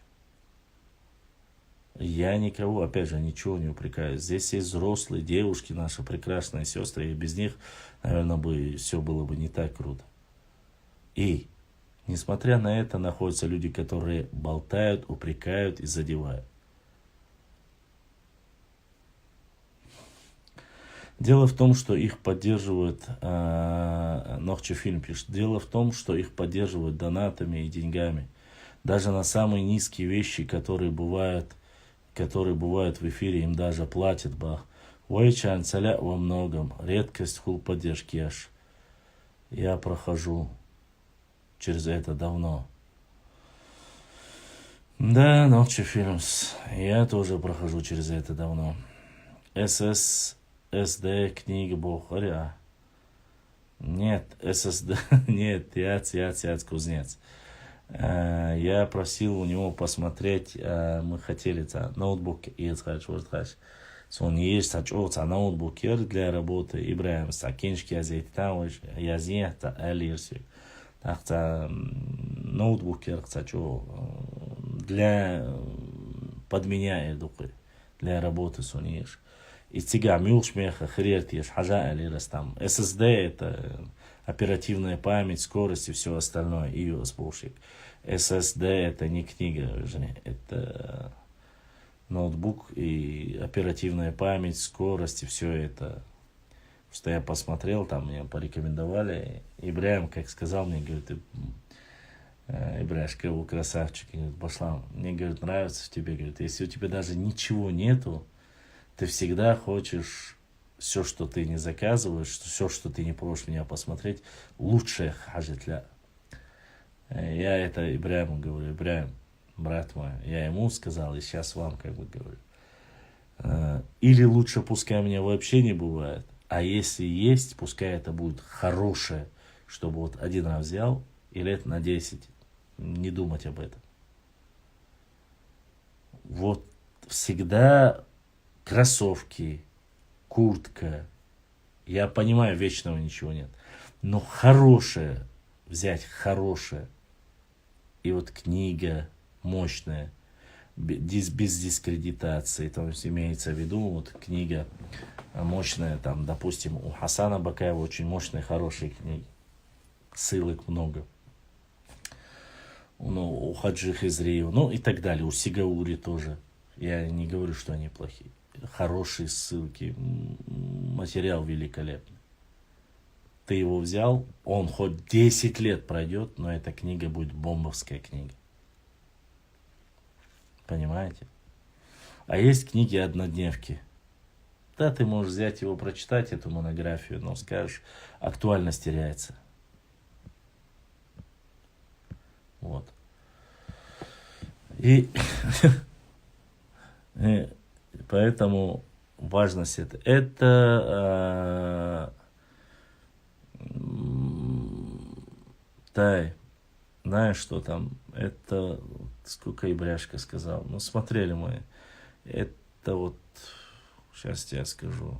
Давай сделаем так. Я не хочу сейчас это в эфире говорить. Не, это не миллионы, это не сотни тысяч. Это не так. Просто сонец эфире ацаля, потому что каждый воспользуется с этим. Башламс, ибар, вожбар, алец, цаля. Я не хочу, я уже очень устал от этого. Это убирает энергию, забирает. Акцаму, цаол, вухаму, вожол, сунцаля. Оуш кьятум хла. Юцарю, цахла. Вот сейчас я с планшетом вот разбираюсь, да. Туда я скинул многие видео, материалы, там, скинул материалы, видео, вещи, которые мне уже на телефоне не нужны. Сейчас я вот уже пытаюсь это хранилище освободить, хоть какая-то, честно сказать. Он все равно не выдерживает телефон, но даяк нас ушло. Сейчас часть я оттуда могу как книги взять, там, работать по этой теме. Вот.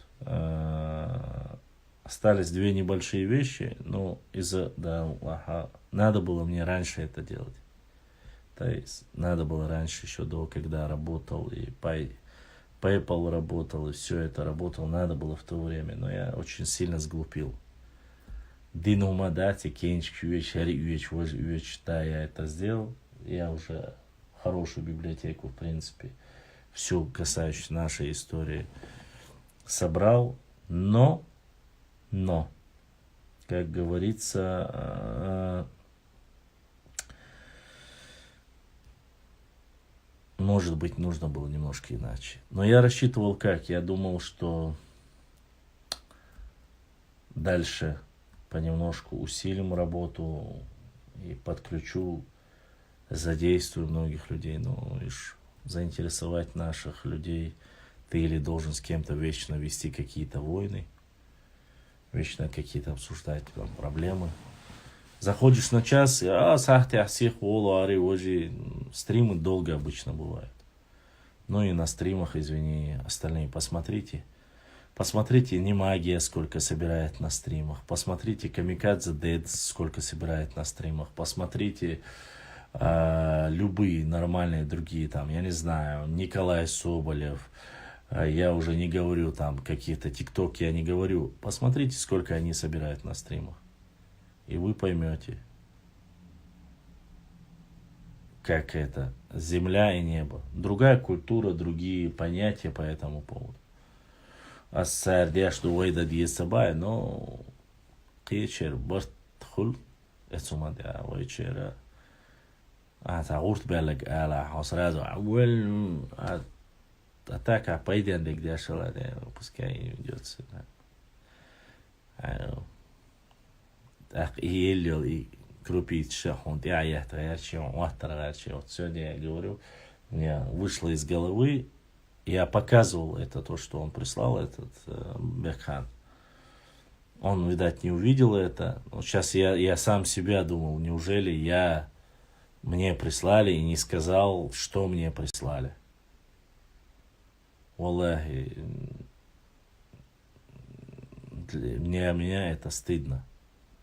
Духа Бочарханятин Цауша, бисмилля аляхайбол би ол цацел момент.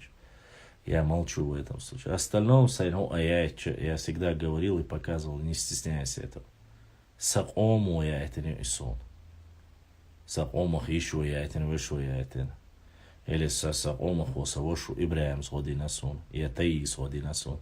Я ночью я сходи на сон, он оставил. Есть такие моменты. А есть моменты, которые Woning цаалаерцу, дикниг аалаерт.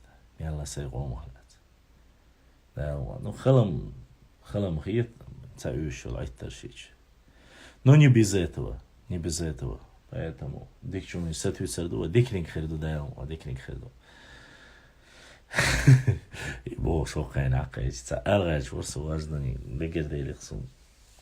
Ну как-нибудь в другой раз. Шун масана дерес хил. Дал си дуэл, дал духдах дуэл. Огромная благодарность всем моим подписчикам. Я прям YouTube чамастегу.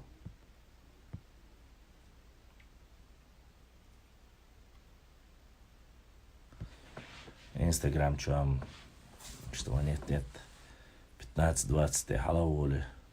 Соц. Кстадоудах шавалам сразу дать хитришь.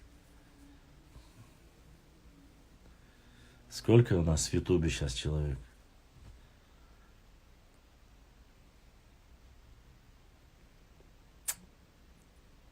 Пегар Ибраим Усаиз ваш.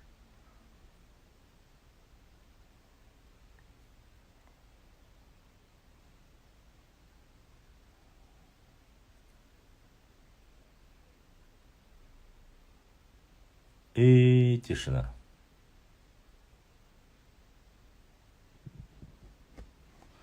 Короче, я так понял, сегодня от Ибраима я ответ не услышу. Сколько в Ютубе там человек. В любом случае, Ютуб что был, вижришки, шунамасан, дерес, хилда, духда, дуэл. Там 3 человека сегодня за ютубили, так сказать. Donation, дался дуэл, дал берг дуэл был, знаешь. Знаешь, касса удовлетворил. Ладно, Масер Бюс доехали, я не буду вам мешать. Пойду я дальше читать. Чуть-чуть почитаю, часок, может быть. И нет, пай, брат. 52. Вежри, ютубовский, безлай. Дал эту бой, дал дух, дал си, шуда царь ищаться. Без всех вас из ютуба, с инстаграма. Массер дерес хилдал си, дуаршу. Дай Аллах вам всем здоровья. Подписывайтесь, приглашайте нам больше. Не забывайте, нам нужно в ютубе собрать больше подписчиков. Присоединяйтесь, зовите, алейкум ассалам. Подключайтесь, всех распространяйте. Можно дерес халамат. Короткие ролики, там, я не знаю, наши, возьмите вырезки, сделайте все, что угодно, распространите. Но соберите нам аудиторию, соберите наш хам в единое целое. Сделайте полезное для своего народа, для своего будущего. И самое главное, что ой, алсам гоушах эти, ой, ганиц хирбушун, ой, ду хардушун, ой, гду кадикум шталудушун. Я не прошу политические ой, гумштат шунохчуа, цанна на колориру штат шуной.